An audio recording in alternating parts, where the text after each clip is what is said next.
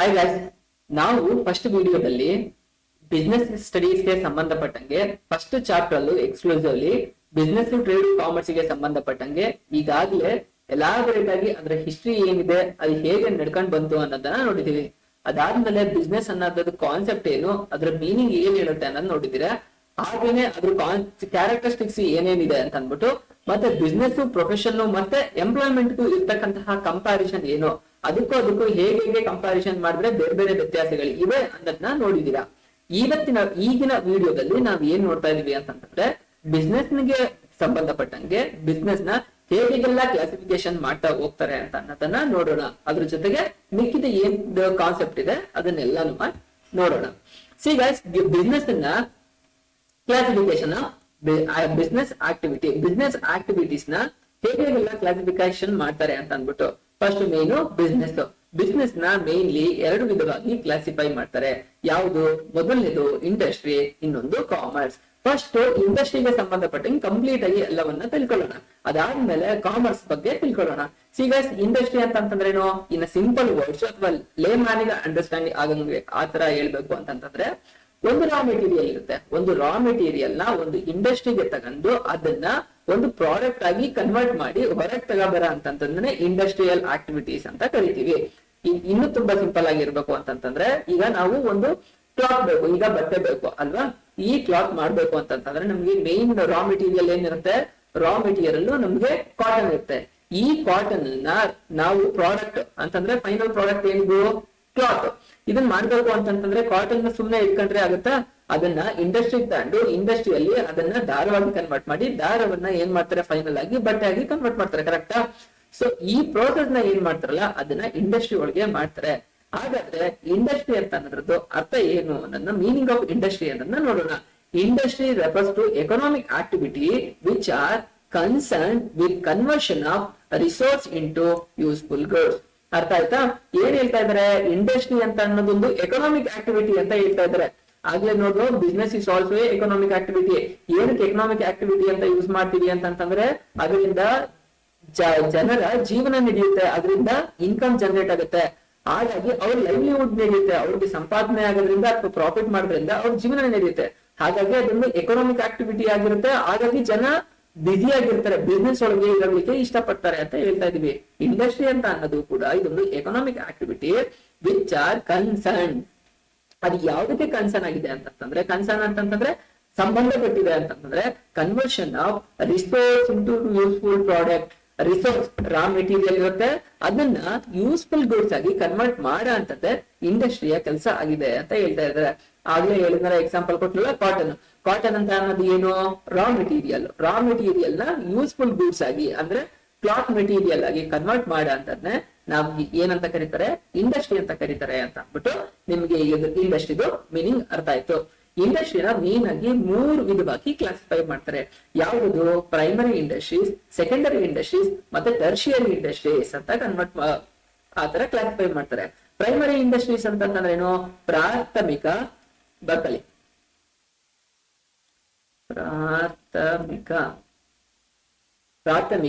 Secondary ಅಂತಂದ್ರೆ ದ್ವಿತೀಯ,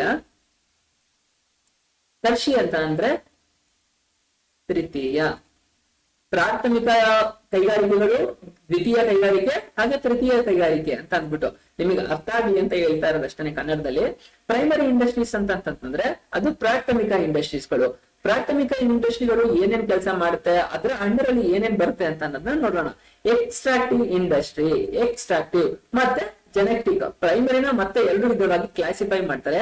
ಯಾವುದು ಅಂತಂದ್ರೆ, ಫಸ್ಟ್ ಎಕ್ಸ್ಟ್ರಾಕ್ಟಿವ್ ಇಂಡಸ್ಟ್ರಿ, ಎರಡನೇದು ಜೆನೆಟಿಕ್ ಇಂಡಸ್ಟ್ರಿ. ಏನು ಎಕ್ಸ್ಟ್ರಾಕ್ಟಿವ್ ಇಂಡಸ್ಟ್ರಿ? ಹೆಸರಲ್ಲೇ ಹೇಳ್ತಾ ಇದೆ, ಕರೆಕ್ಟ್ ಆಗಿ ಅಬ್ಸರ್ವ್ ಮಾಡಿ. ಎಕ್ಸ್ಟ್ರಾಕ್ಟಿವ್ ಅಂತಂದ್ರೆ ಏನೋ ಒಂದು ನಮ್ಗೆ ಫೈನಲ್ ಪ್ರಾಡಕ್ಟ್ ಬೇಕು, ಅದನ್ನ ಎಲ್ಲಿಂದನೋ ಎಕ್ಸ್ಟ್ರಾಕ್ಟ್ ಮಾಡೋ ಮೂಲಕ ಅಂದ್ರೆ ತೆಗೆಯೋ ಮೂಲಕ ಎಕ್ಸ್ಟ್ರಾಕ್ಟ್ ಮಾಡಿ ನಮ್ಗೆ ಬೇಕಾದಂತಹ ಐಟಮ್ ಅನ್ನ ತಗೊಳ್ತೀವಿ. ಅದನ್ನ ಎಕ್ಸ್ಟ್ರಾಕ್ಟಿವ್ ಇಂಡಸ್ಟ್ರಿ ಅಂತ ಕರೀತವೆ. ಈ ಎಕ್ಸ್ಟ್ರಾಕ್ಟಿವ್ ಇಂಡಸ್ಟ್ರಿ ಯಾವ್ದ್ರಲ್ಲಿ ಬರುತ್ತೆ? ಪ್ರೈಮರಿ ಇಂಡಸ್ಟ್ರಿಯಲ್ಲಿ ಬರುತ್ತೆ. ನಿಮಗೆ ಇದು ಅರ್ಥ ಆಗಿಲ್ಲ ಅಂತಂದ್ರೆ ಒಂದು ಎಕ್ಸಾಂಪಲ್ ಕೊಡ್ತೀನಿ, 100% ಅರ್ಥ ಆಗ್ಬಿಡುತ್ತೆ ನೋಡಿ. ಇಲ್ಲಿ ಪ್ರೈಮರಿ ಇಂಡಸ್ಟ್ರಿ, ಎಕ್ಸ್ಟ್ರಾಕ್ಟಿವ್ ಇಂಡಸ್ಟ್ರಿ ಯಾವ್ದು ಗೊತ್ತಾ? ಈಗ ನಾವು ಯೂಸ್ ಮಾಡ್ತಕ್ಕಂತಹ, ಜನ ಇಷ್ಟಪಡ್ತಕ್ಕಂತಹ ಗೋಲ್ಡ್ ನಮ್ಗೆ ಎಲ್ಲಿ ಸಿಗುತ್ತೆ? ಗೋಲ್ಡ್ ಆಗಿರ್ಬೋದು, ಸಿಲ್ವರ್ ಆಗಿರ್ಬೋದು, ಕಾಪರ್ ಆಗಿರ್ಬೋದು, ಐರನ್ ಆಗಿರ್ಬೋದು, ಅದೆಲ್ಲವೂ ನಮ್ಗೆ ಎಲ್ಲಿ ಸಿಗುತ್ತೆ? ನಮ್ಗೆ ಏನಾದ್ರು ಇಂಡಸ್ಟ್ರಿಲಿ ಕುತ್ಕೊಂಡು ಮ್ಯಾನುಫ್ಯಾಕ್ಚರ್ ಮಾಡಕ್ಕಾಗತ್ತಾ? ಖಂಡಿತ ಇಲ್ಲ ಅಲ್ವಾ. ಅದು ಎಲ್ಲವೂ ಯಾವ್ದ್ರಲ್ಲಿ ಸಿಗುತ್ತೆ ನಮ್ಗೆ? Below the surface of the earth, ಭೂಮಿಯ ಮಣ್ಣಿನ ಒಳಗೆ ಸಿಗುತ್ತಲ್ಲ, ಭೂಮಿಯ ಒಳಗೆ ಸಿಗುತ್ತಲ್ಲ, ಅದನ್ನ ಏನ್ ಮಾಡ್ಬೇಕು? ಮಿಷಿನ್ ಗಳ ಸಹಾಯದಿಂದ ಅದನ್ನ ಎಕ್ಸ್ಟ್ರಾಕ್ಟ್ ಮಾಡಿ ಇಂಡಸ್ಟ್ರಿಗೆ ತಗೊಂಡ್ಬಿಟ್ಟು ಅದನ್ನ ಸಪರೇಟ್ ಮಾಡಿ ಆ ಮೆಟೀರಿಯಲ್ ನ ತರಬೇಕು. ಅರ್ಥ ಆಯ್ತಾ? ಎಕ್ಸ್ಟ್ರಾಕ್ಟ್ ಮಾಡ್ತಿದ್ದಾರೆ. ಭೂಮಿ ಒಳಗೆ ನಮ್ಗೆ ಬೇಕಾದಂತಹ ಒಂದು ರಿಸೋರ್ಸ್ ಇದೆ, ಅದ್ ಭೂಮಿಯಿಂದ ತೆಗೆದು ಪ್ರೋಸೆಸ್ ಮಾಡಿ ಒಂದು ಐಟಮ್ ನ ಕೊಡ್ತಾ ಇದ್ದಾರೆ. ಅದನ್ನ ಏನಂತಾರೆ? ಎಕ್ಸ್ಟ್ರಾಕ್ಟಿವ್ ಇಂಡಸ್ಟ್ರಿ ಅಂತ ಹೇಳ್ತಾರೆ. ಎಕ್ಸ್ಟ್ರಾಕ್ಟಿವ್ ಇಂಡಸ್ಟ್ರಿಗೆ ಯಾವ್ದು? ಗೋಲ್ಡ್ ಆಗಿರ್ಬೋದು, ಎಕ್ಸಾಂಪಲ್ ಗೋಲ್ಡ್ ಮೈನಿಂಗ್, ಓಕೆನಾ? ಗೋಲ್ಡ್ ಮೈನಿಂಗ್ ಆಗಿರ್ಬೋದು, ಸಿಲ್ವರ್ ಆಗಿರ್ಬೋದು, ಆಮೇಲೆ ಐರನ್ ಆಗಿರ್ಬೋದು, ಐರನ್ ಅಂತ ಆಗಿರ್ಬೋದು, ಕಾಪರ್ ಆಗಿರ್ಬೋದು, ಹೀಗೆ ಸುಮಾರು ಎಕ್ಸಾಂಪಲ್ ಗಳನ್ನ ನಾವು ಕೊಡ್ತಾ ಹೋಗ್ಬೋದು. ಭೂಮಿ ಒಳಗಿರುತ್ತೆ, ಅದನ್ನ ಎಕ್ಸ್ಟ್ರಾಕ್ಟ್ ಮಾಡಿ ನಾವು ತೆಗಿತೀವಿ. ಅದನ್ನ ಎಕ್ಸ್ಟ್ರಾಕ್ಟಿವ್ ಇಂಡಸ್ಟ್ರಿ ಅಂತ ಕರೀತಾರೆ. ಹಾಗಾದ್ರೆ ಪ್ರೈಮರಿ ಇಂಡಸ್ಟ್ರಿಯಲ್ಲಿ ನಮ್ಗೆ ಸೆಕೆಂಡ್ ಕ್ಲಾಸಿಫಿಕೇಶನ್ ಯಾವುದು? Genetic industry. ಜೆನೆಟಿಕ್ ಅಂತಂದ್ರೆ ಏನು? ತಳಿ ಅಭಿವೃದ್ಧಿ. ನೋಡಿ, ಇಲ್ಲಿ ಪ್ರಾಥಮಿಕ ಇಂಡಸ್ಟ್ರಿಗಳು ಯಾವ್ದ್ರ ಮೇಲೆ ಫೋಕಸ್ ಮಾಡುತ್ತೆ ಅಂತಂದ್ರೆ, ಇದನ್ನ ನಾವು ಇಂಡಸ್ಟ್ರಿ ಒಳಗೆ ಪ್ರೋಸೆಸ್ ಮಾಡ್ಬೋದೇ ಹೊರತು ಇದನ್ನ ನಿಜವಾಗ್ಲೂ ರಾ ಮೆಟೀರಿಯಲ್ ತಗೊಳ್ಳಿಕ್ಕೆ ಆಗಂಗಿಲ್ಲ. ನೀವು ಅದನ್ನ ಎಕ್ಸ್ಟ್ರಾಕ್ಟಿವ್ ಇಂಡಸ್ಟ್ರಿಯಲ್ಲಿ ತಿಳ್ಕೊಂಡಿದ್ದೀರಾ. ರಾ ಮೆಟೀರಿಯಲ್ ಎಲ್ಲಿ ಇರುತ್ತೆ ಅಂತಂದ್ರೆ, ನಮಗೆ ಬೇಕಾದಂತಹ ಫೈನಲ್ ಪ್ರಾಡಕ್ಟ್ ಮಣ್ಣೊಳಗೆ ಇರುತ್ತೆ. ಮಣ್ಣೊಳಗೆ ಸೇರೋದನ್ನ ಪ್ರೋಸೆಸ್ ಮಾಡಿ ಫೈನಲ್ ಆಗಿ ನಮಗೆ ಬೇಕಾದಂತಹ ಮೆಟೀರಿಯಲ್ ನಾವು ತಗೊಳ್ತೀವಿ ಅಂತ ಹೇಳ್ತಾರೆ. ಜೆನೆಟಿಕ್ಸ್ ಅಂತಂದ್ರೆ ತಳಿ ಅಭಿವೃದ್ಧಿ. ಈಗ ನೋಡಿ, ಇಲ್ಲಿ ನಮ್ಗೆ ಹೈನುಗಾರಿಕೆ ಮಾಡ್ತಾರೆ. ಹೈನುಗಾರಿಕೆ ಮಾಡ್ಬೇಕು ಅಂತಂದ್ರೆ ಏನ್ ಬೇಕು? ನಮ್ಗೆ ಮೇನ್ ಆಗಿ ಹಸುಗಳು ಬೇಕಾಗುತ್ತೆ. ಅಥವಾ ನೀವು ಏನ್ ಮಾಡ್ತಾರೆ? ಪೌಲ್ಟ್ರಿ ಮಾಡ್ತಾರೆ. ಪೌಲ್ಟ್ರಿ ಅಂತಂದ್ರೆ ಕೋಳಿ ಸಾಕಾಣಿಕೆ ಮಾಡ್ತಾರೆ. ಕೋಳಿ ಸಾಕಾಣಿಕೆ ಮಾಡ್ಬೇಕು ಅಂತಂದ್ರೆ ಕೋಳಿಗಳೇ ಇರ್ಬೇಕಾಗತ್ತೆ. ಅಥವಾ ಫಿಶರಿಂಗ್ ಮಾಡ್ತಾರೆ. ಫಿಶ್ ಬೇಕು. ಈಗ ಜನಕ್ಕೆ ಸಪ್ಲೈ ಮಾಡ್ಲಿಕ್ಕೆ ಫಿಶ್ ಬೇಕು ಅಂತಂದಾಗ ಫಿಶ್ ಗಳನ್ನ ನಾವು ಇಂಡಸ್ಟ್ರಿ ಕುತ್ಕೊಂಡು ಮ್ಯಾನುಫ್ಯಾಕ್ಚರಿಂಗ್ ಮಾಡಕ್ಕಾಗತ್ತಾ? ಯಾವುದೇ ಆದಂತಹ ಜೀವಿಗಳನ್ನ ಮಾಡಕ್ಕಾಗೋದಿಲ್ಲ, ಖಂಡಿತ ಅಲ್ವಾ. ಹಾಗಾಗಿ ಇಂತಹ ಮ್ಯಾನುಫ್ಯಾಕ್ಚರಿಂಗ್ ಮಾಡಕಂದ್ರೆ ಅಂದ್ರೆ ಒಂದು ತಳಿ ಅದಿರೋದ್ರಿಂದ ಅದೇ ಡೆವಲಪ್ ಆಗ್ತಾ ಹೋಗುತ್ತೆ. ಅಂತವನ್ನ ಜೆನೆಟಿಕ್ ಇಂಡಸ್ಟ್ರಿ ಅಂತ ಕರೀತಾರೆ. ಇದಕ್ಕೆ ಎಕ್ಸಾಂಪಲ್ ಯಾವುದು? ಪೌಲ್ಟ್ರಿ ಅಂತಂದ್ರೆ ಯಾವುದು? ಕೋಳಿ ಸಾಕಾಣಿಕೆ ಆಗಿರ್ಬೋದು. ಹಾಗೇನೆ ನಿಮ್ಗೆ ಇನ್ಯಾವ್ದು ಬರುತ್ತೆ? Cattle breeding. ಏನು ಕ್ಯಾಟಲ್ ಬ್ರೀಡಿಂಗ್ ಅಂತಂದ್ರೆ ಹಸು ಸಾಕಾಣಿಕೆ. ಹಾಗೆ ಕುರಿ ಸಾಕಾಣೆ ಆಗಿರ್ಬೋದು, ಮೀನು ಸಾಕಾಣಿಕೆ ಆಗಿರ್ಬೋದು. ಮೀನು ಸಾಕಾಣಿಕೆ, ಮೀನು ಕೃಷಿ ಅಂತ ಕರೀತಾರೆ. ಮೀನು ಕೃಷಿ ಆಗಿರ್ಬೋದು, ಹಾಗೆ ಕುರಿ ಸಾಕಾಣಿಕೆ. ಹೀಗೆ ಇದಕ್ಕೆ ಜೆನೆಟಿಕ್ ಇಂಡಸ್ಟ್ರಿಗೆ ಇವು ಎಕ್ಸಾಂಪಲ್ ಆಗಿದೆ. ನಿಮ್ಗೆ ಅರ್ಥ ಆಯ್ತು ಅಂತ ಅನ್ಕೊಳ್ತೀನಿ. ಇಂಡಸ್ಟ್ರಿ ಅಂತಂದ್ರೆ ಏನು? ಒಂದು ರಾ ಮೆಟೀರಿಯಲ್ ನ ಫೈನಲ್ ಪ್ರಾಡಕ್ಟ್ ಆಗಿ ಕನ್ವರ್ಟ್ ಮಾಡೋ ಅಂತದ್ನೇ ಇಂಡಸ್ಟ್ರಿ ಅಂತ ಕರೀತಾರೆ ಅಂತ ಇನ್ ಸಿಂಪಲ್ ವರ್ಡ್ ಅಲ್ಲಿ ತಿಳ್ಕೊಂಡು, ಆ ಇಂಡಸ್ಟ್ರಿನ 3 ವಿಧವಾಗಿ ಕ್ಲಾಸಿಫೈ ಮಾಡ್ತಾರೆ: ಪ್ರೈಮರಿ, ಸೆಕೆಂಡರಿ ಮತ್ತೆ ಟರ್ಷಿಯರಿ. ಪ್ರೈಮರಿ ಇಂಡಸ್ಟ್ರಿನ ಮತ್ತೆ ಮೇನ್ ಆಗಿ 2 ವಿಧವಾಗಿ ಕ್ಲಾಸಿಫೈ ಮಾಡ್ತಾರೆ: ಎಕ್ಸ್ಟ್ರಾಕ್ಟಿವ್ ಇಂಡಸ್ಟ್ರಿ ಮತ್ತೆ ಜೆನೆಟಿಕ್ ಇಂಡಸ್ಟ್ರಿ ಅಂತ. ಎಕ್ಸ್ಟ್ರಾಕ್ಟಿವ್ ಅಂತಂದ್ರೆ ಏನು? ನಮಗೆ ಬೇಕಾದಂತಹ ಪ್ರಾಡಕ್ಟ್ ಯಾವ್ದ್ರೊಳಗೋ ಸೇರ್ಕೊಂಡಿರುತ್ತೆ, ಅದನ್ನ ಎಕ್ಸ್ಟ್ರಾಕ್ಟ್ ಮಾಡಿ ತೆಗೆದು ಅದನ್ನ ಪ್ರೋಸೆಸ್ ಮಾಡಿ ಫೈನಲ್ ಆಗಿ ನಮಗೆ ಬೇಕಾದಂತಹ ಒಂದು ಪ್ರಾಡಕ್ಟ್ ಅನ್ನ ತಗೊಳ್ತೀವಿ. ಅದನ್ನ ಎಕ್ಸ್ಟ್ರಾಕ್ಟಿವ್ ಇಂಡಸ್ಟ್ರಿ ಅಂತ ಅಂತಾರೆ. ಅದಕ್ಕೆ ಮೇನ್ ಎಕ್ಸಾಂಪಲ್ ಯಾವ್ಯಾವ್ದು ಕೊಡ್ಬೋದು? ಮಿನರಲ್ಸ್ ನ ಕೊಡ್ಬೋದು. ಮಿನರಲ್ಸ್ ಅಲ್ಲೂ ಎಸ್ಪೆಷಲಿ ಯಾವ್ಯಾವ್ದು? Gold, silver, copper. ನಿಮಗೆ ಯಾವ್ದು ಬೇಕು ಭೂಮಿಯಿಂದ ಹೊರಗೆ ತೆಗಿತಾರೆ ಅವೆಲ್ಲವೂ ಎಕ್ಸ್ಟ್ರಾಕ್ಟಿವ್ ಇಂಡಸ್ಟ್ರಿಗೆ ಎಕ್ಸಾಂಪಲ್ ಆಗ್ತಾ ಹೋಗುತ್ತೆ. ಹಾಗೆ ಜೆನೆಟಿಕ್ಸ್ ಗೆ ಸಂಬಂಧಪಟ್ಟಂಗೆ ಯಾವ್ದಾಗಿರ್ಬೋದು? ನಾವು ಹಸು ಸಾಕಾಣಿಕೆ ಆಗಿರ್ಬೋದು, ಅದನ್ನ ಅಂತಂದ್ರೆ ಕ್ಯಾಟಲ್ ಆಗಿರ್ಬೋದು, ಅದ್ರ ಜೊತೆಗೆ ನೀವು ಇನ್ಯಾವ್ದು ಮಾಡ್ತೀರಾ? ಪೌಲ್ಟ್ರಿ ಆಗಿರ್ಬೋದು, ಅದಾದ್ಮೇಲೆ ಮೀನುಗಾರಿಕೆ ಆಗಿರ್ಬೋದು, ಆಗ ಕುರಿ ಸಾಕಾಣಿಕೆ ಆಗಿರ್ಬೋದು. ಇದೆಲ್ಲವೂ ಜೆನೆಟಿಕ್ ಇಂಡಸ್ಟ್ರಿಗೆ ಸಂಬಂಧಪಟ್ಟದ್ದಾಗಿರುತ್ತೆ. ಹಾಗಾದ್ರೆ ಸೆಕೆಂಡ್ ಯಾವುದು? ಇಂಡಸ್ಟ್ರಿಗಳಲ್ಲಿ ಮೇನ್ ಕ್ಲಾಸಿಫಿಕೇಶನ್ ಸೆಕೆಂಡರಿ ಇಂಡಸ್ಟ್ರಿ, ದ್ವಿತೀಯ ಇಂಡಸ್ಟ್ರಿಗಳು. ಇದರಲ್ಲಿ ಏನ್ ಬರುತ್ತೆ ಅಂತಂದ್ರೆ ಮೇನ್ ಆಗಿ ಇದ್ರಲ್ವೇ 2 ಕ್ಲಾಸಿಫಿಕೇಶನ್ಗಳು ಬರುತ್ತೆ. ಒಂದೇನು? ಮ್ಯಾನುಫ್ಯಾಕ್ಚರಿಂಗ್ ಇಂಡಸ್ಟ್ರಿ ಮತ್ತೆ ಕನ್ಸ್ಟ್ರಕ್ಷನ್ ಇಂಡಸ್ಟ್ರಿ. ಮ್ಯಾನುಫ್ಯಾಕ್ಚರಿಂಗ್ ಅಂತಂದ್ರೆ ಏನು? ರಾ ಮೆಟೀರಿಯಲ್ ನ ಒಂದು ಪ್ರಾಡಕ್ಟ್ ಆಗಿ ಕನ್ವರ್ಟ್ ಮಾಡ್ಬೇಕು. ಅಲ್ಲಿ ಇಂಡಸ್ಟ್ರಿ ದೊಡ್ಡ ದೊಡ್ಡ ಮಿಷಿನ್ ಗಳಿರುತ್ತೆ. ಆ ಮಿಷಿನ್ ಗಳ ಸಹಾಯದಿಂದ ಕನ್ವರ್ಟ್ ಮಾಡಿದ್ದನ್ನೇ ಮ್ಯಾನುಫ್ಯಾಕ್ಚರಿಂಗ್ ಅಂತ ಕರೀತಾರೆ. ಅದರಲ್ಲಿ ಮ್ಯಾನುಫ್ಯಾಕ್ಚರಿಂಗ್ ಅಲ್ಲಿ ಮತ್ತೇನೆ 4 ವಿಧವಾಗಿ ಕ್ಲಾಸಿಫಿಕೇಶನ್ ಮಾಡ್ತಾ ಹೋಗ್ತಾರೆ. ಫಸ್ಟ್ ಯಾವುದು? Analytical industry. ಸೆಕೆಂಡ್ ಯಾವುದು? ಸಿಂಥೆಟಿಕಲ್ ಇಂಡಸ್ಟ್ರಿ. ಮೂರನೇದು ಯಾವುದು? Processing industry. ಹಾಗೆ ನಾಲ್ಕನೇದು ಯಾವುದು? Assembling industry. ಈ ತರ ಮ್ಯಾನುಫ್ಯಾಕ್ಚರಿಂಗ್ ನ ಮೇನ್ ಆಗಿ 4 ವಿಧವಾಗಿ ಕ್ಲಾಸಿಫಿಕೇಶನ್ ನ ಮಾಡ್ತಾರೆ. ಹಾಗಾದ್ರೆ ಅನಲಿಟಿಕಲ್ ಇಂಡಸ್ಟ್ರಿ ಅಂತಂದ್ರೆ ಏನು? ಸಿ ಗೈಸ್, ಹೆಸರಲ್ಲೇ ಹೇಳ್ತಾ ಇದೆ, ಅರ್ಥ ಮಾಡ್ಕೊಳ್ಳಿ. ಅನಲಿಟಿಕಲ್ ಅಂತಂದ್ರೆ ಅನಲೈಸ್ ಮಾಡಿ ಸಪರೇಟ್ ಮಾಡ್ತಕ್ಕಂತಹದ್ದು ಅಥವಾ ಡಿವೈಡ್ ಮಾಡ್ತಕ್ಕಂಥದ್ದು.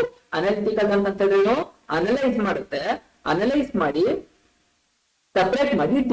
ಸಪರೇಟ್ ಅಥವಾ ಡಿವೈಡ್ ಮಾಡಿ ಬೇರೆ ಬೇರೆ ವಿಂಗಡಿಸುತ್ತೆ. ಈಗ ಬೆಸ್ಟ್ ಎಕ್ಸಾಂಪಲ್ ಯಾವ್ದು ಗೊತ್ತಾ? ಈ ಅನಲಿಟಿಕಲ್ ಇಂಡಸ್ಟ್ರಿಗೆ ಕ್ರೂಡ್ ಆಯಿಲ್. ಕ್ರೂಡ್ ಆಯಿಲ್ ಅಂತಂದ್ರೇನು? ಕಚ್ಚಾ ತೈಲ. ಕಚ್ಚಾ ತೈಲದಲ್ಲಿ ಏನೇನಿರುತ್ತೆ ನಿಮ್ಗೆ? ಕಚ್ಚಾ ತೈಲದಲ್ಲಿ ಈ ಕ್ರೂಡ್ ಆಯಿಲ್ ಎಲ್ಲಿ ಸಿಗುತ್ತೆ ನಮ್ಗೆ? ಕ್ರೂಡ್ ಆಯಿಲ್ ಸಮುದ್ರದ ಆಳದಲ್ಲಿ ಸಿಗುತ್ತೆ, ಕೆಲವು ಸಲ ಭೂಮಿ ಆಳದಲ್ಲೂ ಕ್ರೂಡ್ ಆಯಿಲ್ ಸಿಗುತ್ತೆ. ಇದನ್ನ ಏನ್ ಮಾಡ್ತಾರೆ ಅರಬ್? ಈಗ ನಮ್ಮ ಇಂಡಿಯಾಗೆ ಪೆಟ್ರೋಲ್ ಬೇಕು ಅಂತಂದ್ರೆ ನಮ್ಗೆ ರಾ ಮೆಟೀರಿಯಲ್ ಏನಾಗಿರುತ್ತೆ? ಕ್ರೂಡ್ ಆಯಿಲ್ ಆಗಿರುತ್ತೆ. ಕ್ರೂಡ್ ಆಯಿಲ್ ನಾವು ಫಾರಿನ್ ನಿಂದ ತರಿಸ್ಕೊಂಡು ಆಯಿಲ್ ರಿಫೈನರಿ ಏನಿರುತ್ತಲ್ಲ ಆ ಇಂಡಸ್ಟ್ರಿಯಲ್ಲಿ ಆಯಿಲ್ ರಿಫೈನರಿ ಹಾಕಿದಾಗ ಅದು ಪ್ರೋಸೆಸ್ ಮಾಡುತ್ತೆ. ಪ್ರೋಸೆಸ್ ಮಾಡಿ ಬೇರೆ ಬೇರೆ ಪಾರ್ಟ್ ಗಳು ಏನಿರುತ್ತೆ ಅದನ್ನ ಡಿವೈಡ್ ಮಾಡುತ್ತೆ. ಕ್ಲೀನಾಗಿ ಎಕ್ಸಾಂಪಲ್ ಕೊಡ್ತಾ ಹೋಗ್ತೀನಿ ನೋಡಿ. ಇಲ್ಲಿ ನಾವು ಫಾರಿನ್ ಇಂದ ಆಯಿಲ್ ಕ್ರೂಡ್ ಆಯಿಲ್ ನ ತರಿಸ್ಕೊಳ್ತೀವಿ. ಕ್ರೂಡ್ ಆಯಿಲ್ ತರಿಸ್ಕೊಂಡ್ಮೇಲೆ ಅದನ್ನ ಎಲ್ಲಿಗೆ ಹಾಕ್ತಿವಿ? ಮ್ಯಾನುಫ್ಯಾಕ್ಚರಿಂಗ್ ಅಂದ್ರೆ ಪ್ರೊಸೆಸಿಂಗ್ ಯೂನಿಟ್ ಗೆ ಹಾಕ್ತಿವಿ. ಅಲ್ಲಿ ಇಂಡಸ್ಟ್ರಿ ತುಂಬಾ ದೊಡ್ಡ ಲಾರ್ಜ್ ಮ್ಯಾನಲ್ಲಿ ಇಂಡಸ್ಟ್ರಿಗಳು ಇರುತ್ತೆ. ಆ ಕ್ರೂಡ್ ಆಯಿಲ್ ನ ಏನ್ ಮಾಡ್ತಾರೆ? ಹೀಟ್ ಮಾಡ್ತಾರೆ. ಹೀಟ್ ಮಾಡಿದಾಗ ನಮ್ಗೆ ಏನೇನು ಎಕ್ಸ್ಟ್ರಾಕ್ಟ್ ಆಗುತ್ತೆ ಅದರಿಂದ ಹೊರಗಡೆ ಸರ್ಟನ್ ಏಜ್ ಅಲ್ಲಿ ಬೇರೆ ಬೇರೆ ಸ್ಟೇಜ್ ಗಳಲ್ಲಿ ಅದು ಬೇರೆ ಬೇರೆದು ಡಿವೈಡ್ ಆಗ್ತಾ ಹೋಗುತ್ತೆ. ತುಂಬಾ ಟೆಂಪರೇಚರ್ ನ ಕೊಡ್ತಾ ಹೋದಂಗೆ ನಮ್ಗೆ ಮೇಲ್ಗಡೆ ಲೇಯರ್ನಲ್ಲಿ ಪೆಟ್ರೋಲ್ ಸಿಗುತ್ತೆ, ನೆಕ್ಸ್ಟ್ ಡೀಸೆಲ್ ಸಿಗುತ್ತೆ, ಕೆರೋಸಿನ್ ಸಿಗುತ್ತೆ. ಕೆರೋಸಿನ್ ಆದ್ಮೇಲೆ ಕಾರಲ್ಲಿ ಯೂಸ್ ಮಾಡ್ತಕ್ಕಂತಹ ಲಾಸ್ಟ್ ವೇಸ್ಟೇಜ್ ಏನ್ ಇರುತ್ತೆ ಅದನ್ನ ಡಾಂಬರ್ಗೆ ಯೂಸ್ ಮಾಡ್ತಾರೆ. ಸೊ ಹೀಗೆ ಹೆಸರಲ್ಲಿ ಹೇಳ್ದಂಗೆ ಅನಲಿಟಿಕಲ್ ಅಂದ್ರೆ ಒಂದು ರಾ ಮೆಟೀರಿಯಲ್ ಇರುತ್ತೆ, ಆ ರಾ ಮೆಟೀರಿಯಲ್ ನ ಪ್ರೊಸೆಸಿಂಗ್ ಹಾಕಿದಾಗ ಅದು ಸಪರೇಟ್ ಮಾಡ್ತದೆ. ಅದನ್ನ ಅನಲಿಟಿಕಲ್ ಇಂಡಸ್ಟ್ರಿ ಅಂತ ಕರೀತಾರೆ. ನಿಮಗೆ ಅರ್ಥ ಆಯ್ತು ಅಂತ ಅನ್ಕೊಂಡಿದೀನಿ. ಅದಕ್ಕೆ best example crude oil. Crude oil ಅಂತಂದ್ರೆ ಅದು ಮೇನ್ ಆಯಿಲ್ ಆಗಿರುತ್ತೆ. ಅದರಿಂದ ಏನು ಇಂಡಸ್ಟ್ರಿಯಲ್ಗೆ ಅದನ್ನ ಪ್ರೋಸೆಸ್ ಮಾಡಿದಾಗ ಹೀಟ್ ಕೊಟ್ಟು ಜನರೇಟ್ ಮಾಡಿದಾಗ ಪೆಟ್ರೋಲ್ ಬೇರೆ, ಡೀಸೆಲ್ ಬೇರೆ, ಅದಾದ್ಮೇಲೆ ಕೆರೋಸಿನ್ ಸೀಮೆ ಎಣ್ಣೆ ಬೇರೆ, ಮತ್ತೆ ವೇಸ್ಟೇಜ್ ಏನು ಅದನ್ನ ಸಪರೇಟ್ ಮಾಡುತ್ತೆ. ಅದನ್ನ ಅನಲಿಟಿಕಲ್ ಇಂಡಸ್ಟ್ರಿ ಅಂತ ಕರೀತಾರೆ. ಸಿಂಥೆಟಿಕಲ್ ಇಂಡಸ್ಟ್ರಿ ಅಂತಂದ್ರೆ ಏನು? ಈಗ ಒಂದು ರಾ ಮೆಟೀರಿಯಲ್ ಇತ್ತು, ಅದನ್ನ ಏನ್ ಮಾಡ್ದು? ಪ್ರೋಸೆಸ್ ಮಾಡ್ತು, ಬೇರೆ ಬೇರೆ ಆಗಿ ಸಪರೇಟ್ ಮಾಡ್ತು. ಕರೆಕ್ಟಾ? ಅರ್ಥ ಆಯ್ತು ಅಂತ ಅನ್ಕೊಳ್ತೀನಿ. ಒಂದು ಯಾವ್ದೋ ಪ್ರಾಡಕ್ಟ್, ಒಂದು ರಾ ಮೆಟೀರಿಯಲ್ ಇತ್ತು, ಅದನ್ನ ಪ್ರೋಸೆಸ್ ಮಾಡಿ ಸಪರೇಟ್ ಮಾಡ್ತು, ಬೇರೆ ಬೇರೆ ಇರ್ತಕ್ಕಂತಹ ಎಲಿಮೆಂಟ್ಸ್ ಗಳನ್ನ ಸಪರೇಟ್ ಮಾಡ್ತು. ಈಗ ಸಿಂಥೆಟಿಕಲ್ ಏನಾಗುತ್ತೆ ಅಂತಂದ್ರೆ ಯಾವುದೋ ಒಂದು ಐಟಮ್ ನ ಮಾಡ್ಲಿಕ್ಕೋಸ್ಕರ ಬೇರೆ ಬೇರೆ ಐಟಮ್ ಗಳನ್ನೆಲ್ಲ ಕೆಮಿಕಲ್ ನ ಸೇರಿಸಿ ಒಂದು ಪ್ರಾಡಕ್ಟ್ ನ ನಾವು ಮಾಡ್ತಕ್ಕಂತಹದ್ದ ಸಿಂಥೆಟಿಕಲ್. ಸಿಂಕ್ರನೈಸ್ ಮಾಡು ಅಥವಾ ಎಲ್ಲವನ್ನ ಸೇರಿಸಿ ಒಂದು ಪ್ರಾಡಕ್ಟ್ ನ ಮಾಡ್ತಕ್ಕಂತಹದ್ದ ಸಿಂಥೆಟಿಕಲ್ ಇಂಡಸ್ಟ್ರಿ ಅಂತ ಕರೀತಾರೆ. ಅದಕ್ಕೆ best example cement industry. Cement ಏನು? ಸಿಮೆಂಟ್ ಗೆ 3-4 ತರದ್ದು ಬಹಳಷ್ಟು ಐಟಮ್ ಗಳನ್ನ ಯೂಸ್ ಮಾಡಿ ಫೈನಲ್ ಆಗಿ ಸಿಮೆಂಟ್ ಅನ್ನ ಮಾಡ್ತಾರೆ. ಅದಕ್ಕೆ ರಾ ಮೆಟೀರಿಯಲ್ ಆಗಿರ್ಬೋದು, ಅದಕ್ಕೆ ಕೋಲ್ ಈಗ ಯೂಸ್ ಮಾಡ್ತಾರೆ. ಯಾವ್ದ್ರಿಂದ ನಿಮ್ಗೆ NTPC ಅಲ್ಲಿ ಬರ್ತಕ್ಕಂತಹ ವೇಸ್ಟೇಜ್ ಏನಾಗಿದೆ ಅದನ್ನು ಕೂಡ ಸಿಮೆಂಟ್ ಗೆ ಸೇರಿಸಬೇಕು ಅಂತ ಅಂದ್ಬಿಟ್ಟು ಆಕ್ಟ್ ಆಗಿದೆ. ಹಾಗೆಲ್ಲ ಸೇರಿಸ್ತಾರೆ. ಅದಕ್ಕೆ ಜಿಪ್ಸಮ್ ಬೇಕಾಗುತ್ತೆ, ಅದು ಗಟ್ಟಿ ಆಗ್ಬೇಕಲ್ವಾ? ಬರೀ ಒಂದ್ ಜಿಪ್ಸಮ್ ಇಟ್ಕೊಬಿಟ್ಟು ಕುತ್ಕೊಂಡ್ರೆ ನಮಗೆ ಸಿಮೆಂಟ್ ಸಿಗುತ್ತಾ? ಖಂಡಿತ ಇಲ್ಲ. ಹಾಗಾಗಿ ಬೇರೆ ಬೇರೆ ಇಂಗ್ರೀಡಿಯೆಂಟ್ಸ್ ನ ಹಾಕಿ ಒಂದು ಫೈನಲ್ ಪ್ರಾಡಕ್ಟ್ ಅನ್ನ ಮಾಡ್ತಕ್ಕಂಥದ್ನ ಸಿಂಥೆಟಿಕಲ್ ಇಂಡಸ್ಟ್ರಿಯ ಕೆಲಸ ಆಗಿರುತ್ತೆ. ನಿಮ್ಗೀಗ ಸಿಂಥೆಟಿಕಲ್ ಇಂಡಸ್ಟ್ರಿ ಅಂತಂದ್ರೆ ಏನು, ಅದಕ್ಕೆ ಸಿಮೆಂಟ್ ಇಂಡಸ್ಟ್ರಿ ಹೇಗೆ ಎಕ್ಸಾಂಪಲ್ ಆಗುತ್ತೆ ಅನ್ನೋದು ಅರ್ಥ ಆಯ್ತು ಅಂತ ಅನ್ಕೊಳ್ತೀನಿ. Next processing industry. ಏನು ಪ್ರೊಸೆಸಿಂಗ್ ಇಂಡಸ್ಟ್ರಿ ಅಂತಂದ್ರೆ ಒಂದು ಈ ಪ್ರೊಸೆಸಿಂಗ್ ಇಂಡಸ್ಟ್ರಿ ದ್ವಿತೀಯ ವಲಯದಲ್ಲಿ ಅಂದ್ರೆ ಸೆಕೆಂಡರಿ ಇಂಡಸ್ಟ್ರಿ ಅಂಡರ್ ಅಲ್ಲಿ ಬರ್ತಕ್ಕಂಥದ್ದು. ಇದರಲ್ಲಿ ಏನಾಗುತ್ತೆ ಅಂತಂದ್ರೆ ನಮ್ಗೆ ರಾ ಮೆಟೀರಿಯಲ್ ಯಾವ್ದೋ ಇದೆ, ನಮ್ಗೆ ಫೈನಲ್ ಪ್ರಾಡಕ್ಟ್ ಏನೋ ಒಂದು ಬೇಕಾಗಿದೆ. ನಾವು ಅನಲಿಟಿಕಲ್ ಅಲ್ಲಿ ಏನ್ ಅರ್ಥ ಮಾಡ್ಕೊಂಡು ಯಾವ್ದೋ ಒಂದು ರಾ ಮೆಟೀರಿಯಲ್ ಇದೆ, ಅದನ್ನ ಪ್ರೋಸೆಸ್ ಮಾಡಿದಾಗ ಬೇರೆ ಬೇರೆ ಪಾರ್ಟ್ ಆಗಿ ಡಿವೈಡ್ ಆಯ್ತು. ಎರಡನೇದ್ರಲ್ಲಿ ಸಿಂಥೆಟಿಕಲ್ ಅಲ್ಲಿ ಏನ ಅರ್ಥ ಮಾಡ್ಕೊಂಡು ನಾವು ಒಂದು ಫೈನಲ್ ಪ್ರಾಡಕ್ಟ್ ನ ಮಾಡಕ್ಕೋಸ್ಕರ ಬೇರೆ ಬೇರೆ ಎಲಿಮೆಂಟ್ಸ್ ಗಳನ್ನ ಸೇರಿಸಿ ಮಾಡುದು ಅಂತ ಆಯ್ತು. ಈಗ ಪ್ರೋಸೆಸಿಂಗ್ ಅಲ್ಲಿ ಏನಾಗ್ತಿದೆ ಅಂತಂದ್ರೆ ನಮ್ಗೆ ಯಾವ್ದೋ ಒಂದು ಫೈನಲ್ ಪ್ರಾಡಕ್ಟ್ ಬೇಕು, ರಾ ಮೆಟೀರಿಯಲ್ ಹಾಕಿ ಅದನ್ನ ಪ್ರೋಸೆಸ್ ಮಾಡಿದಾಗ ಫೈನಲ್ ಆಗಿ ನಮ್ಗೆ ಆ ಪ್ರಾಡಕ್ಟ್ ಸಿಗುತ್ತೆ ಅನ್ನೋದನ್ನ ಹೇಳ್ತಾ ಇದಾರೆ. ಬೆಸ್ಟ್ ಎಕ್ಸಾಂಪಲ್ ಯಾವ್ದು ಗೊತ್ತಾ? ಶುಗರ್. ನಮ್ಗೆ ಶುಗರ್ ಎಲ್ಲಿಂದ ಬರುತ್ತೆ? ಅಫ್ಕೋರ್ಸ್ ಫೀಲ್ಡ್ ಗಳಲ್ಲಿ ಶುಗರ್ ಕೇನ್ ನ ಬೆಳೆದಿರ್ತಾರೆ, ಕಬ್ಬನ್ನ ಬೆಳೆದಿರ್ತಾರೆ. ಸಕ್ಕರೆ ಬೇಕು ಅಂತಂದ್ರೆ ನಮ್ಗೆ ಮೇನ್ ರಾ ಮೆಟೀರಿಯಲ್ ಏನು? ಕಬ್ಬಾಗಿರುತ್ತೆ. ಈ ಕಬ್ಬನ್ನ ನಾವು ಸಕ್ಕರೆ ಡೈರೆಕ್ಟ್ ಆಗಿ ಮಾಡ್ಲಿಕ್ಕಾಗತ್ತಾ? ನಾವು ಕಬ್ಬಿಂದ ಡೈರೆಕ್ಟ್ ಆಗಿ ಬೆಲ್ಲವನ್ನ ನಮ್ಮ ನಮ್ಮ ಸಣ್ಣ ಲೆವೆಲ್ ಅಲ್ಲಿ ಮಾಡ್ಕೊಳ್ಬಹುದು. ಆದ್ರೆ ಸಣ್ಣ ಲೆವೆಲ್ ಅಲ್ಲಿ ಅಂದ್ರೆ ನಾವು ಮನೆ ಹತ್ರನೇ ನಾವು ಏನಾದ್ರೂ ಸಕ್ಕರೆ ಮಾಡ್ಕೊಳ್ಳಿಕ್ಕೆ ಸಾಧ್ಯ ಇದೆಯಾ? ಖಂಡಿತ ಸಕ್ಕರೆ ಮಾಡ್ಕೊಳಕ್ ಆಗಂಗಿಲ್ಲ. ಅದನ್ನ ಇಂಡಸ್ಟ್ರಿಗೆ ಕಳಿಸ್ಬೇಕಾಗುತ್ತೆ. ಅದು ತುಂಬಾ ಸ್ಟೇಜ್ ಗಳನ್ನ ತಗೊಂಡು ಬೇರೆ ಬೇರೆ ಪ್ರೋಸೆಸ್ ಗಳನ್ನ ಮಾಡಿ ಫೈನಲ್ ಆಗಿ ಜನಗೆ ಏನ್ ಬೇಕು ಸಕ್ಕರೆ ಬೇಕಲ್ಲ ಅದನ್ನ ಅದು ಇಂಡಸ್ಟ್ರಿ ಡಿವೈಡ್ ಮಾಡಿ ಸಪರೇಟ್ ಮಾಡಿ ಕೊಡುತ್ತೆ, ಪ್ರೋಸೆಸ್ ಮಾಡುತ್ತೆ. ಒಂದು ಲೆವೆಲ್ ಆದ್ಮೇಲೆ ಇನ್ನೊಂದು ಲೆವೆಲ್ ಆದ್ಮೇಲೆ ಇನ್ನೊಂದು ಪ್ರೋಸೆಸ್ ಮಾಡಿ ಸುಮಾರು ಪ್ರೋಸೆಸ್ ಗಳನ್ನ ಕಂಪ್ಲೀಟ್ ಮಾಡಿ ನಮಗೆ ಏನ್ ಫೈನಲ್ ಪ್ರಾಡಕ್ಟ್ ಬೇಕೋ ಅದನ್ನ ಕೊಡುತ್ತೆ. ಅದನ್ನ ಪ್ರೋಸೆಸಿಂಗ್ ಇಂಡಸ್ಟ್ರಿ ಅಂತ ಕರೀತಾರೆ.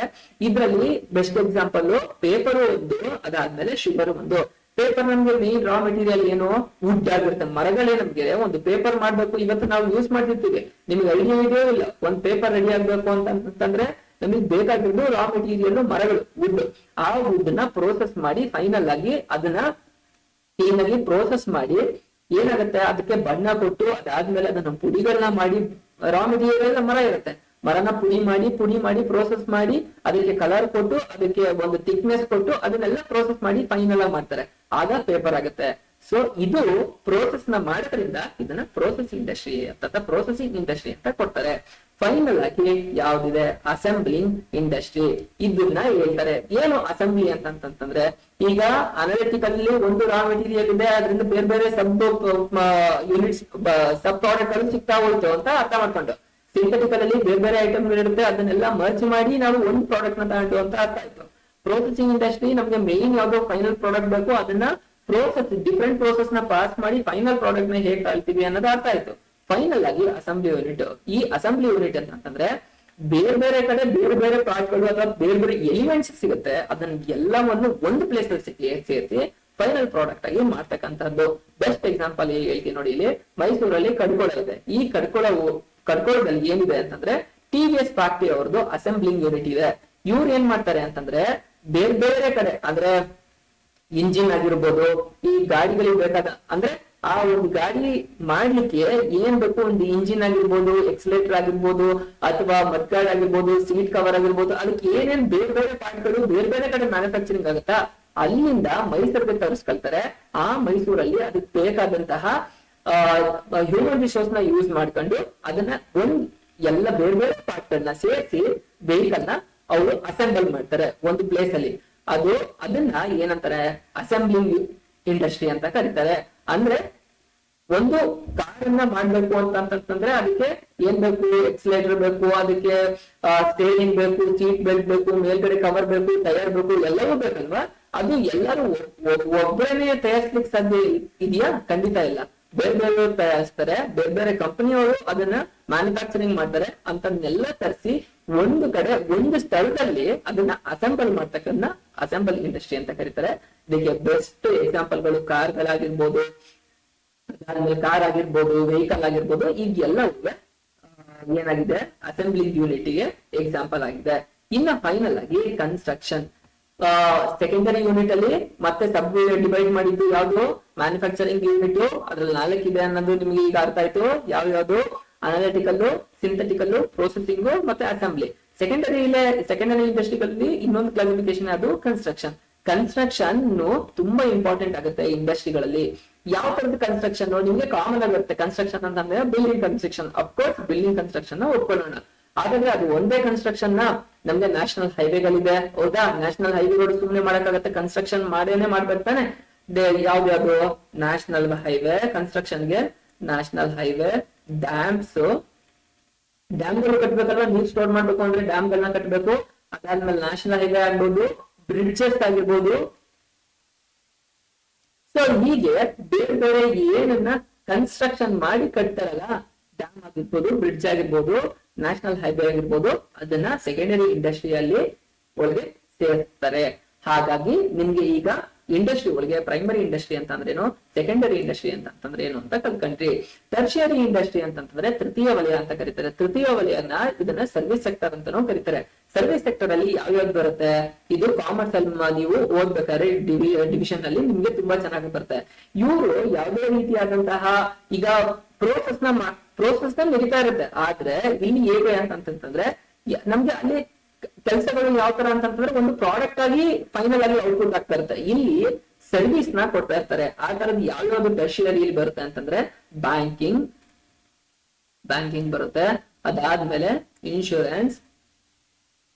ಇನ್ಶೂರೆನ್ಸ್ ಬರುತ್ತೆ, ಟ್ರಾನ್ಸ್ಪೋರ್ಟೇಶನ್, ಕಮ್ಯುನಿಕೇಶನ್. ಇವೆಲ್ಲವೂ ಟರ್ಷಿಯರಿ ಇಂಡಸ್ಟ್ರಿಗೆ ಎಕ್ಸಾಂಪಲ್ ಆಗ್ತಾ ಹೋಗುತ್ತೆ. ಈಗ ನೀವು ಬಿಸ್ನೆಸ್ ಅಲ್ಲಿ ಮೇನ್ ಬಿಸ್ನೆಸ್ ಆಕ್ಟಿವಿಟೀಸ್ ಅಲ್ಲಿ ಡಿವೈಡ್ ಮಾಡ್ತಕ್ಕಂತಹ ಇಂಡಸ್ಟ್ರಿಗಳಲ್ಲಿ 3 ಕ್ಲಾಸಿಫಿಕೇಶನ್ ಇದೆ. Primary industry, secondary industries, tertiary industry ಅಂತಂದ್ರೆ ಏನು ಅಂತ ತಿಳ್ಕೊಂಡ್ರೆ, ಪ್ರೈಮರಿ ಇಂಡಸ್ಟ್ರಿ ಎಕ್ಸ್ಟ್ರಾಕ್ಟಿವ್ ಇಂಡಸ್ಟ್ರಿ ಅಂತಂದ್ರೆ ಏನು ಅಂತ ಗೊತ್ತಾಯ್ತು, ಜೆನೆಟಿಕ್ ಇಂಡಸ್ಟ್ರಿ ಅಂತ ಗೊತ್ತಾಯ್ತು. ಸೆಕೆಂಡರಿ ಇಂಡಸ್ಟ್ರಿ ಅನಾಲಿಟಿಕಲ್ ಅಂತಂದ್ರೇನು, ಸಿಂಥೆಟಿಕಲ್ ಅಂತಂದ್ರೇನು, ಪ್ರೊಸೆಸಿಂಗ್ ಅಂತಂದ್ರೇನು, ಅಸೆಂಬ್ಲಿಂಗ್ ಯೂನಿಟ್ ಅಂತಂದ್ರೆ ಏನು ಅಂತ ಗೊತ್ತಾಯ್ತು. ಫೈನಲ್ ಆಗಿ ಟರ್ಷಿಯರಿ ಇಂಡಸ್ಟ್ರಿ ಅಂತಂದ್ರೇನು, ತೃತೀಯ ವಲಯ. ಹಾಗೆ ಅದಕ್ಕೆ ಸಂಬಂಧಪಟ್ಟಿದ್ದು ಯಾವ್ಯಾವ ಬರುತ್ತೆ, ಬ್ಯಾಂಕಿಂಗ್ ಆಗಿರ್ಬೋದು, ಇನ್ಶೂರೆನ್ಸ್ ಸೆಕ್ಟರ್ ಆಗಿರ್ಬೋದು, ಟ್ರಾನ್ಸ್ಪೋರ್ಟೇಶನ್ ಆಗಿರ್ಬೋದು, ಕಮ್ಯುನಿಕೇಶನ್ ಆಗಿರ್ಬೋದು, ಆ ಇಂಡಸ್ಟ್ರಿ ಬಗ್ಗೆ ಒಂದು ಪಾರ್ಟ್ ಅನ್ನ ನೀವ್ ಈಗಾಗಲೇ ಕಲ್ತ್ಕೊಂಡ್ರಿ. ಈಗ ಕಾಮರ್ಸ್ ಅಂತಂದ್ರೆ ಏನು ಅಂತ ನೋಡೋಣ. ಈಗ ಕಾಮರ್ಸ್ ಅಂತಂದ್ರೆ ಮೀನಿಂಗ್ ನೋಡ್ಬಿಡೋಣ. Commerce is a part of business which is concerned with the exchange of goods and services. ಏನ್ ಹೇಳ್ತಾ ಇದಾರೆ, ಕಾಮರ್ಸ್ ಅಂತ ಅನ್ನೋದು ಕೂಡ ಬಿಸ್ನೆಸ್ ಗೆ ಪಾರ್ಟ್ ಆಫ್ ಬಿಸ್ನೆಸ್. ಇದು ಒಂದು ಬಿಸ್ನೆಸ್ ನ ಪಾರ್ಟ್ ಆಗಿದೆ. ವಿಚ್ ಇಸ್ ಕನ್ಸರ್ನ್, ಅದು ಯಾವ್ದಕ್ಕೆ ಕನ್ಸರ್ನ್ ಆಗಿದೆ, with the exchange of goods and services. Goods and services ಗೆ ಎಕ್ಸ್ಚೇಂಜ್, ದುಡ್ಡಿಗೆ ಗೂಡ್ಸ್ ಅಂಡ್ ಸರ್ವಿಸಸ್ ನ ಎಕ್ಸ್ಚೇಂಜ್ ಮಾಡ್ಕೊಳಕ ಅಂತಹದ್ದಾಗಿದೆ. It include both trade and auxiliaries to trade. ಇದು ಯಾವ್ದಕ್ಕೆ ಸಂಬಂಧಪಟ್ಟಿದೆ ಅಂತಂದ್ರೆ, ಇದು ಇನ್ಕ್ಲೂಡ್ ಆಗಿದೆ ಅಂತಂದ್ರೆ ಟ್ರೇಡ್ ಮತ್ತೆ ಆಕ್ಸಿಲರೀಸ್ ಟು ಟ್ರೇಡ್. ಇದು ನಿಮ್ಗೆ ಕ್ಲಾಸಿಫಿಕೇಶನ್ ಅಲ್ಲಿ ಹೇಳ್ಬೇಕಾದ್ರೆ ತುಂಬಾ ಚೆನ್ನಾಗಿ ಅರ್ಥ ಆಗುತ್ತೆ. ಟ್ರೇಡ್ ಮತ್ತೆ ಆಕ್ಸಿಲರೀಸ್ ಟು ಟ್ರೇಡ್ ಗೆ ಸಂಬಂಧಪಟ್ಟಿದ್ದಾಗಿದೆ ಅನ್ನೋದನ್ನ ಹೇಳ್ತಾ ಇದ್ದಾರೆ. ಸೊ ಈಗ ನೋಡೋಣ, ಕಾಮರ್ಸ್ ಅಂತಂದ್ರೆ ಇದು ಒಂದು ಆಕ್ಟಿವಿಟಿ ಅಂತಂದ್ರೆ ಬಿಸ್ನೆಸ್ ಗೆ ಸಂಬಂಧಪಟ್ಟಿದ್ದ ಆಕ್ಟಿವಿಟಿ ಅನ್ನೋದು ಗೊತ್ತಾಯ್ತು. ಟ್ರೇಡ್ ಮತ್ತೆ ಆಕ್ಸಿಲರೀಸ್ ಟು ಟ್ರೇಡ್ ಗೆ ಸಂಬಂಧಪಟ್ಟಿದ್ದಾಗಿದೆ ಅನ್ನೋದು ಗೊತ್ತಾಯ್ತು. ಈಗ ಕಾಮರ್ಸ್ ನ ಹೇಗೆ ಡಿವೈಡ್ ಮಾಡ್ತಾರೆ ಅನ್ನೋದನ್ನ ನೋಡೋಣ. ಮೇನ್ ಆಗಿ ಫಸ್ಟ್ ಟ್ರೇಡ್ ಅಂತ ಡಿವೈಡ್ ಮಾಡ್ತಾರೆ, ಆಕ್ಸಿಲರೀಸ್ ಟು ಟ್ರೇಡ್. ಟ್ರೇಡ್ ಅಂತಂದ್ರೆ ಏನು, ವ್ಯವಹಾರ ಅಂತ ಕರಿಬಹುದು. ವ್ಯವಹಾರವನ್ನ ಮೇನ್ ಆಗಿ 2 ವಿಧವಾಗಿ ಕ್ಲಾಸಿಫೈ ಮಾಡ್ತಾರೆ. ಯಾವುದು ಮೇನ್ ಆಗಿ ಫಸ್ಟ್ ಒನ್ ಕ್ಲಾಸಿಫಿಕೇಶನ್ ಮತ್ತೆ second classification. Internal trade. Trade ಅಂದ್ರೆ ವ್ಯವಹಾರ, ಸಿಂಪಲ್ ಆಗಿ ಮತ್ತೆ ಕನ್ನಡದಲ್ಲಿ ಹೇಳ್ಬೇಕು, ವ್ಯವಹಾರ ಅಂತ ಕರೀತಾರೆ. ಇಂಟರ್ನಲ್ ಟ್ರೇಡ್ ಅಂತಂದ್ರೆ ಏನು, ಇಂಟರ್ನಲ್ ಟ್ರೇಡ್ ಅಂತಂದ್ರೆ ಆಂತರಿಕ ವ್ಯವಹಾರ. ಬರ್ಕಳಿ, ತುಂಬಾ ಇಂಪಾರ್ಟೆಂಟ್ ಇವೆಲ್ಲ, ಬರ್ಕಳಿ ಮರ್ತೋಗ್ಬಿಡ್ತೀರಾ, ನೀವು ಕೇಳಿಸ್ಕೊಳ್ಬೇಕಾದ್ರೆ ಎಲ್ಲ ಅರ್ಥ ಆಗ್ತಿರುತ್ತೆ, ಬಟ್ ಅದಾದ್ಮೇಲೆ ಒಂದ್ಸಲ ತೆಗೆದು ನೋಡಿದ್ರೆ ಗೊತ್ತಾಗತ್ತಿಲ್ಲ. ಆಂತರಿಕ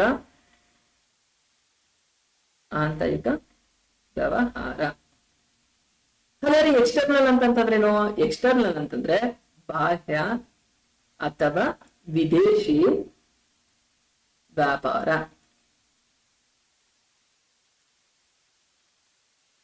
ನಿಮಗೆ ಗೊತ್ತಾಯ್ತು ಇಂಟರ್ನಲ್ ಟ್ರೇಡ್ ಅಂತಂದ್ರೇನು. ಟ್ರೇಡ್ ಅಂತಂದ್ರೆ ವ್ಯವಹಾರ, ಗೂಡ್ಸ್ ಅಂಡ್ ಸರ್ವಿಸಸ್ ನ ಹಣಕ್ಕೋಸ್ಕರ. ಈಗ ನಮ್ಗೆ ಯಾವ್ದೋ ಐಟಮ್ ಬೇಕು ಅಥವಾ ಸರ್ವಿಸ್ ಬೇಕು ಅಂತಂದ್ರೆ ನಾವೇನು ದುಡ್ಡು ಕೊಟ್ಟು ಅದನ್ನ ತಗೊಳ್ತೀವಿ ಅಂತ ಹೇಳಿದ್ದು ವ್ಯವಹಾರ ಅಂತ ಕರೀತಾರೆ ಅಂತ ಅನ್ನೋದು ಅರ್ಥ ಆಯ್ತು. ಹಾಗಾದ್ರೆ ಈ ವ್ಯವಹಾರವನ್ನ ಮೇನ್ ಆಗಿ 2 ವಿಧವಾಗಿ ಕ್ಲಾಸಿಫೈ ಮಾಡ್ತಾರೆ. ಒಂದು ಇಂಟರ್ನಲ್ ಟ್ರೇಡ್ ಮತ್ತೆ ಎಕ್ಸ್ಟರ್ನಲ್ ಟ್ರೇಡ್. ಇಂಟರ್ನಲ್ ಟ್ರೇಡ್ ಅಂತಂದ್ರೆ ಆಂತರಿಕ ವ್ಯವಹಾರ. ಆಂತರಿಕ ವ್ಯವಹಾರ ಅಂತಂದ್ರೆ ಏನು, ಒಂದು ಕಂಟ್ರಿಯ ಬೌಂಡ್ರಿ ಒಳಗೆ ನಡ್ತಕ್ಕಂತಹದ್ನ ಆಂತರಿಕ ವ್ಯವಹಾರ ಅಂತ ಕರೀತಾರೆ. ಅರ್ಥ ಆಯ್ತು ಅಂತ ಅನ್ಕೊಂಡಿದೀನಿ. ಒಂದು ದೇಶದ ಒಂದು ಜಿಯೋಗ್ರಾಫಿಕಲ್ ಬಾರ್ಡರ್ ನ, ಇವತ್ತು ಭಾರತ ಇದೆ, ಭಾರತದ ಒಳಗೆ ಮ್ಯಾನುಫ್ಯಾಕ್ಚರಿಂಗ್ ಮಾಡಿ ಇಲ್ಲಿ ಜನಕ್ಕೆ ಅದನ್ನ ಸಪ್ಲೈ ಕೊಟ್ಟು ಬಿಸ್ನೆಸ್ ಮಾಡ್ತಕ್ಕಂತಹದ್ದ ಇಂಟರ್ನಲ್ ಟ್ರೇಡ್, ಆಂತರಿಕ ವ್ಯವಹಾರ ಅಂತ ಇಂಟರ್ನಲ್ ಟ್ರೇಡ್ ಅಂತ ಕನ್ಸಿಡರ್ ಮಾಡ್ತಾರೆ ಅನ್ನೋದು ಅರ್ಥ ಆಯ್ತು. ಈ ಇಂಟರ್ನಲ್ ಟ್ರೇಡ್ ನ ಮತ್ತೇನೆ 2 ವಿಧವಾಗಿ ಕ್ಲಾಸಿಫೈ ಮಾಡ್ತಾರೆ, ಹೋಲ್ಸೇಲ್ ಹಾಗೆ ರೀಟೇಲ್. ಹೋಲ್ಸೇಲ್ ಅಂತಂದ್ರೆ ಏನು, ಇಂಡಸ್ಟ್ರಿಗಳಲ್ಲಿ ಈಗ ಯಾವ್ದು ನಿಮ್ಮ ಮನೆಯಲ್ಲಿ ಯಾವ್ದೋ ಒಂದು ಆಯಿಲ್ ನ, ಕುಕಿಂಗ್ ಆಯಿಲ್ ನ ಯೂಸ್ ಮಾಡ್ತೀರಾ ಅಂತ ಅನ್ಕೊಳ್ಳಿ. ಕುಕಿಂಗ್ ಆಯಿಲ್, ಈ ಸನ್ಫ್ಲವರ್ ಆಗಿರ್ಬೋದು ಅಥವಾ ರುಚಿ ಗೋಲ್ಡ್ ಆಗಿರ್ಬೋದು, ಯಾವ್ದೋ ಒಂದು ಆಗಿರ್ಬೋದು. ಈಗ ಸನ್ಫ್ಲವರ್ ಆಯಿಲ್ ನಿಮ್ಮ ಮನೆಗೆ 1 ಲೀಟರ್ ನ ತಗೊಬರ್ತೀರಾ, ಕರೆಕ್ಟಾ? ಒಂದೇ ಒಂದು ಸಣ್ಣ ಯೂನಿಟ್ ಅಂತ ಅನ್ನೋದು ಇಂಡಸ್ಟ್ರಿಲಿ ತುಂಬಾ ಸಣ್ಣ ನಂಬರ್, ಕರೆಕ್ಟಾ? ನಿಮಗೆ ಬೇಕಾಗಿರೋದು ಎಷ್ಟು, 1. ನೀವು 1 ತಗೊಬಂದ್ಬಿಟ್ರೆ ದಿನಕ್ಕೆ 1 ಖಾಲಿ ಆಗುತ್ತಾ? ಖಂಡಿತ ಇಲ್ಲ ಅಲ್ವಾ? ನಿಮ್ಮ ಮನೆಯ ಜನರ ಸಂಖ್ಯೆಗೆ ಡಿಪೆಂಡಿಂಗ್ ಅಪಾನ್ ಆಗಿ ಅದು ಬೇರೆ ಬೇರೆ ಮನೆಯವ್ರಿಗೆ, ಈಗ 4 ಜನ ಇರೋದಕ್ಕೆ 10 ದಿನ ಬರ್ಬೋದು, 5 ಜನ ಇರೋದಕ್ಕೆ ಇನ್ನೂ ಜಾಸ್ತಿ, ಎಷ್ಟು 4 ಜನ ಇರೋದಕ್ಕೆ 10 ದಿನ ಬಂತು ಅಂತಂದ್ರೆ 10 ಜನ ಇರೋ ಮನೆಯಲ್ಲಿ 3-4 ದಿನಕ್ಕೆ ಖಾಲಿ ಆಗ್ಬಿಡ್ಬೋದು. ಇನ್ನೂ ತುಂಬಾ ಜನ ಇದ್ದಾರೆ ಅಥವಾ ಕಮ್ಮಿ ಜನ ಇದ್ದಾರೆ, ಇಬ್ಬರೇ ಇದ್ದಾರೆ ಅಂತಂದ್ರೆ 15-20 ದಿನ ತನಕ ಬರ್ಬೋದು. ಸೊ ಡಿಪೆಂಡಿಂಗ್ ಅಪಾನ್ ಕನ್ಸಂಪ್ಷನ್ ಮೇಲೆ ಅದು ಖರ್ಚಾಗ್ತಾ ಹೋಗುತ್ತೆ. ಸೊ ನಿಮಗೆ ನಿಮ್ಮ ಮನೆಗೆ ಬೇಕಾಗಿರೋದು ಒಂದಷ್ಟೇನೆ. ಆದ್ರೆ ನೀವು ಅದನ್ನ ಎಲ್ಲಿಂದ ಪರ್ಚೇಸ್ ಮಾಡ್ತೀರಾ? ನಿಮ್ಮ ಅಂಗಡಿ, ನೀವು ಮನೆ ಹತ್ರ ಯಾವ್ದು ಅಂಗಡಿ ಇದೆ ಆ ಅಂಗಡಿಯವ್ರ ಹತ್ರ ಪರ್ಚೇಸ್ ಮಾಡ್ತೀರಾ. ಅವರು ನಿಮ್ ಮನೆಗೋಸ್ಕರ ಅಂತ ಅಂದ್ಬಿಟ್ಟು ಒಂದೇ ತಂದು ಇಟ್ಕೊಂಡಿರ್ತಾರ. ಅವ್ರು ಏನ್ ಮಾಡಿರ್ತಾರೆ, ಒಂದ್ ಬಾಕ್ಸ್ ನ ಅಥವಾ ಒಂದ್ ಡಜನ್ ಎಷ್ಟು ಬೇಕೋ ಅವ್ರಿಗೆ ಕ್ವಾಂಟಿಟಿ ಅವ್ರಿಗೆ ಗೊತ್ತಿರುತ್ತೆ, ವಾರಕ್ಕೆ ಎಷ್ಟು ಖಾಲಿ ಆಗುತ್ತೆ ಅಂತ ಅಂದ್ಬಿಟ್ಟು ಒಂದ್ಸಲ ಮಾರ್ಕೆಟ್ ಹೋಗಿ ಬಂದು ಇಟ್ಕೊಂಡಿರ್ತಾರೆ. ಸೊ ಅದ್ ಖಾಲಿ ಆದ್ಮೇಲೆ ಮತ್ತೆ ತಗೊಬರ್ತಾರೆ. ಇವರು ರಿಟೈಲರ್ ಕೂಡ ಒಂದು ಸ್ಮಾಲ್ ಅಲ್ಲಿ ತಗೊಬರ್ತಾರೆ. ಇವ್ರಿಗಿಂತ ಮೇಲ್ಗಡೆ ಹೋಲ್ಸೇಲರ್ ಇರ್ತಾರೆ. ಹೋಲ್ಸೇಲರ್ ಏನ್ ಮಾಡ್ತಾನೆ, ಇಂತ ವ್ಯಾಪಾರಿಗಳನ್ನೇ ಅವ್ರ ಅಂಗಡಿಲಿ ಒಂದ್ 10 ಜನ ತಗೊಳ್ತಾರೆ. ಅವ್ರೇನು ಬರೀ ಈ ಅಂಗಡಿ ಅಂದ್ರೆ ನೀವು ಯಾರು ಫೈನಲ್ ರಿಟೇಲರ್ ಇದೆಯಾ, ನಿಮ್ ಮನೆ ಅಂಗಡಿ ಹತ್ರ ಇದಾರಲ್ಲ, ಅವ್ರ ಹತ್ರ ಏನು ಬರೀ ಎಣ್ಣೆ ಒಂದೇ ತಗೊಳ್ತೀರಾ, ಕುಕಿಂಗ್ ಆಯಿಲ್ ಒಂದೇ ತಗೊಳ್ತೀರಾ, ನಿಮ್ಗೆ ಏನೇನ್ ಬೇಕು ಮನೆಗೆ ಐಟಮ್ಗಳು, ದಿನಸಿ ಐಟಮ್ ಎಲ್ಲ ಸಿಗುತ್ತೆ. ಆದ್ರೆ ಹೋಲ್ಸೇಲ್ ಅಂತ ಹೋದಾಗ ನಿಮ್ಗೆ ಏನಾಗುತ್ತೆ ಅಂತಂದ್ರೆ ಒಂದೇ ಒಂದು ಐಟಮ್ಗೆ ರಿಸ್ಟ್ರಿಕ್ಟ್ ಆಗುತ್ತೆ. ಈಗ ಅವರು ಆಯಿಲ್ ನ ಯಾವ್ದೋ ಒಂದು ಸ್ಪೆಸಿಫಿಕ್ ಅಂಗಡಿಲಿ ತರ್ತಾ ಇರ್ತಾರೆ ಅಂತಂದ್ರೆ ಅವರು ಅದನ್ನೇ ಮಾರೋರಾಗಿರ್ತಾರೆ, ಬೇರೆ ಐಟಮ್ಗಳನ್ನ ಮಾಡೋದಿರಲ್ಲ. ಬೇರೆ ಬೇರೆ ಐಟಮ್ ನ ಬೇರೆ ಬೇರೆ ಕಡೆ ಬರ್ಬೇಕಾಗತ್ತೆ. ಸೊ ಹೀಗಾಗಿ ಟ್ರೇಡ್ ನ, ಅದರಲ್ಲೂ ಇಂಟರ್ನಲ್ ಟ್ರೇಡರ್ ನ ಮೇನ್ ಆಗಿ 2 ವಿಧವಾಗಿ ಕ್ಲಾಸಿಫೈ ಮಾಡ್ತಾರೆ ಅಂತ ಹೇಳ್ತಾ ಇದ್ರೆ, ಒಂದು ಹೋಲ್ಸೇಲು, ಇನ್ನೊಂದು ರಿಟೇಲು. ಹೋಲ್ಸೇಲ್ ಅಂತ ಅನ್ನೋದು ಹಾಗೆ ಹೇಳಿದೀನಿ, ಆಯಿಲ್ ಇಂಡಸ್ಟ್ರಿಗಳಲ್ಲಿ ಕುಕಿಂಗ್ ಆಯಿಲ್ ತುಂಬಾ ಲ್ಯಾಕ್ ಟುಗೆದರ್ ಪ್ಯಾಕೇಜ್ಗಳು ಪ್ರತಿ ದಿನಾನು ಮ್ಯಾನುಫ್ಯಾಕ್ಚರಿಂಗ್ ಆಗಿ ಪ್ರೋಸೆಸ್ ಆಗಿ ಬರುತ್ತೆ. ಅದನ್ನ ಒಬ್ಬ ಹೋಲ್ಸೇಲರ್ ನನಗೆ ಇಡೀ ಒಂದು ದಿನ ಲ್ಯಾಕ್ಸ್ ಟುಗೆದರ್ ಲೀಟರ್ ಪ್ರೊಡ್ಯೂಸ್ ಆಗುತ್ತೆ, ಕರೆಕ್ಟಾ, ಮ್ಯಾನುಫ್ಯಾಕ್ಚರಿಂಗ್ ಆಗುತ್ತೆ. ಅದನ್ನ ಒಬ್ಬನೇ ಹೋಲ್ಸೇಲ್ ಆಗಿ ತಗೊಬಿಡ್ತಾನೆ, ಒಟ್ಟಿಗೆ ತಗೊಬಿಡ್ತಾನೆ. ಅವನೇನ್ ಮಾಡ್ತಾನೆ, ಹೋಲ್ಸೇಲ್ ಆಗಿ ತಗೊಂಡಾಗ ಅವನಿಗೆ ಪ್ರೈಸ್ ಕಮ್ಮಿ ಬೀಳುತ್ತೆ, ಹೌದಾ. ಹೋಲ್ಸೇಲ್ ಆಗಿ ಬಲ್ಕ್ ಅಲ್ಲಿ ತಗೊಂಡಾಗ ಅವನೇನ್ ಮಾಡ್ತಾನೆ, ತಂದು ಸ್ಟೋರೇಜ್ ಮಾಡ್ಕೊಂಡು ಈ ತರದ ರಿಟೇಲರ್ ಗಳು ಯಾರಿದ್ದಾರೆ ಅವ್ರಿಗೆ ಸಣ್ಣ ಸಣ್ಣ ಕ್ವಾಂಟಿಟಿಗೆ ಮಾರ್ತಾ ಹೋಗ್ತಾರೆ. ಹೋಲ್ಸೇಲರ್ ಅಂತಂದ್ರೆ ಇಂಡಸ್ಟ್ರಿಯಿಂದ ಡೈರೆಕ್ಟ್ ಆಗಿ ಲಂಸಮ್ ಅಲ್ಲಿ ತಗೊಳ್ತಕ್ಕಂತಹ ಹೋಲ್ಸೇಲ್ ಅಂತ ಕರೀತಾರೆ. ರಿಟೇಲರ್ ಅಂತಂದ್ರೆ ಈ ಹೋಲ್ಸೇಲರ್ ಹತ್ರ ಅವ್ನಿಗೆ ಎಷ್ಟು ಕ್ವಾಂಟಿಟಿ ಬೇಕೋ ಅವನ ಹತ್ರ ತಗೊಳ್ತೀವಿ. ಈ ರಿಟೇಲರ್ ಹತ್ರ ನಾವು ಪರ್ಚೇಸ್ ಮಾಡ್ತೀವಿ, ನಾವು ಕಸ್ಟಮರ್ಸ್ ಆಗಿರ್ತೀವಿ.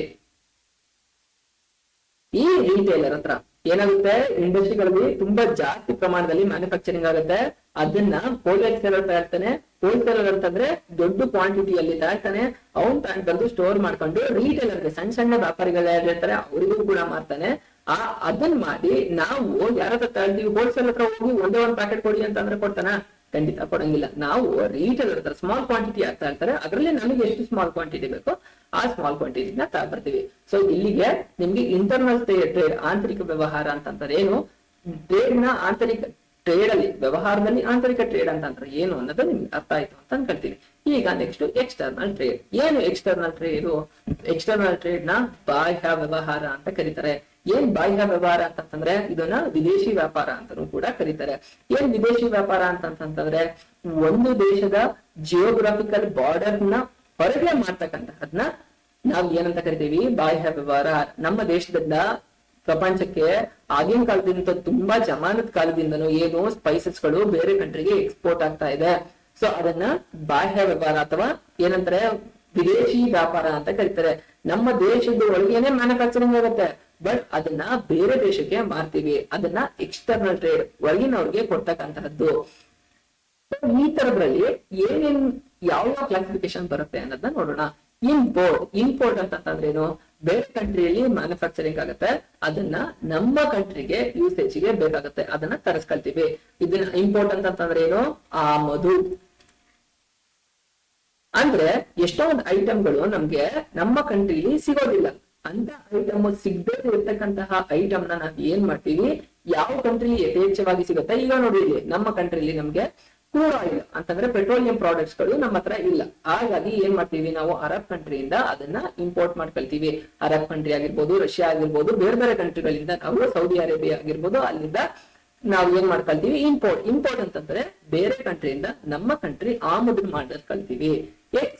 ಎಕ್ಸ್ಪೋರ್ಟ್ ಅಂತಂದ್ರೆ ಆಗ್ಲೇ ಎಲ್ಲಿದ್ವಿ, ಇಡೀ ಪ್ರಪಂಚಕ್ಕೆ ನಮ್ಮ ಇಂಡಿಯಾದಿಂದ ಹೊರಗಡೆ ಹೋಗ್ತಾನೆ ಇದೆ. ಅದ್ರಲ್ಲೂ ಸ್ಪೈಸಸ್ ಸಿಕ್ಕಾಬಟ್ಟೆ ಎಕ್ಸ್ಪೋರ್ಟ್ ಆಗುತ್ತೆ. ಇವತ್ತಿಗೂ ಕೂಡ ಬಾಸ್ಮತಿ ರೈಸ್ ಆಗಿ ಬಹಳಷ್ಟು ಐಟಮ್ಗಳು ಎಕ್ಸ್ಪೋರ್ಟ್ ಆಗ್ತಾ ಇದೆ. ಪ್ರಪಂಚದಲ್ಲಿ ಬೇರೆ ಬೇರೆ ಕಂಟ್ರಿಗಳಲ್ಲಿ ಯಾವ್ಯಾವ್ದಿಲ್ಲ ಅದನ್ನೆಲ್ಲ ನಮ್ಮ ಕಂಟ್ರಿಯಿಂದ ತರಿಸ್ಕೊಳ್ತಾರೆ. ಸೊ ಅದನ್ನ ಎಕ್ಸ್ಪೋರ್ಟ್ ಅಂತ ಹೇಳ್ತಾರೆ. ಇಂಪೋರ್ಟ್ ಅಂತಂದ್ರೆ ಆಮದು, ಎಕ್ಸ್ಪೋರ್ಟ್ ಅಂತಂದ್ರೆ ರಫ್ತು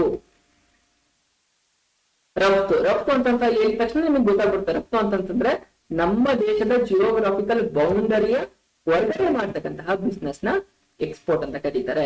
ಇನ್ನ ಫೈನಲ್ ಆಗಿ ಎಕ್ಸ್ಟರ್ನಲ್ ಟ್ರೇಡ್ ಅಲ್ಲಿ ಫೈನಲಿ ಎಂಟ್ರಿ ಪೋರ್ಟ್ ಅಂತಂದ್ರೆ ಏನು, ಇದು ಹೇಗೆ, ಈಗ ನಿಮಗೆ ಇಂಪೋರ್ಟ್ ಅಂತಂದ್ರೆ ಏನ್ ಗೊತ್ತಾಯ್ತು, ಬೇರೆ ಕಂಟ್ರಿಲಿ ಯಾವ್ದೋ ಪ್ರಾಡಕ್ಟ್ ನ ಮ್ಯಾನುಫ್ಯಾಕ್ಚರ್ ಮಾಡ್ತಾರೆ, ನಮ್ ಕಂಟ್ರಿಲಿ ಅದು ಸಿಗ್ತಾ ಇರೋದಿಲ್ಲ, ನಾವು ಬೇರೆ ಕಂಟ್ರಿಯಿಂದ ನಾವು ಪರ್ಚೇಸ್ ಮಾಡ್ಕೊಳ್ತೀವಿ.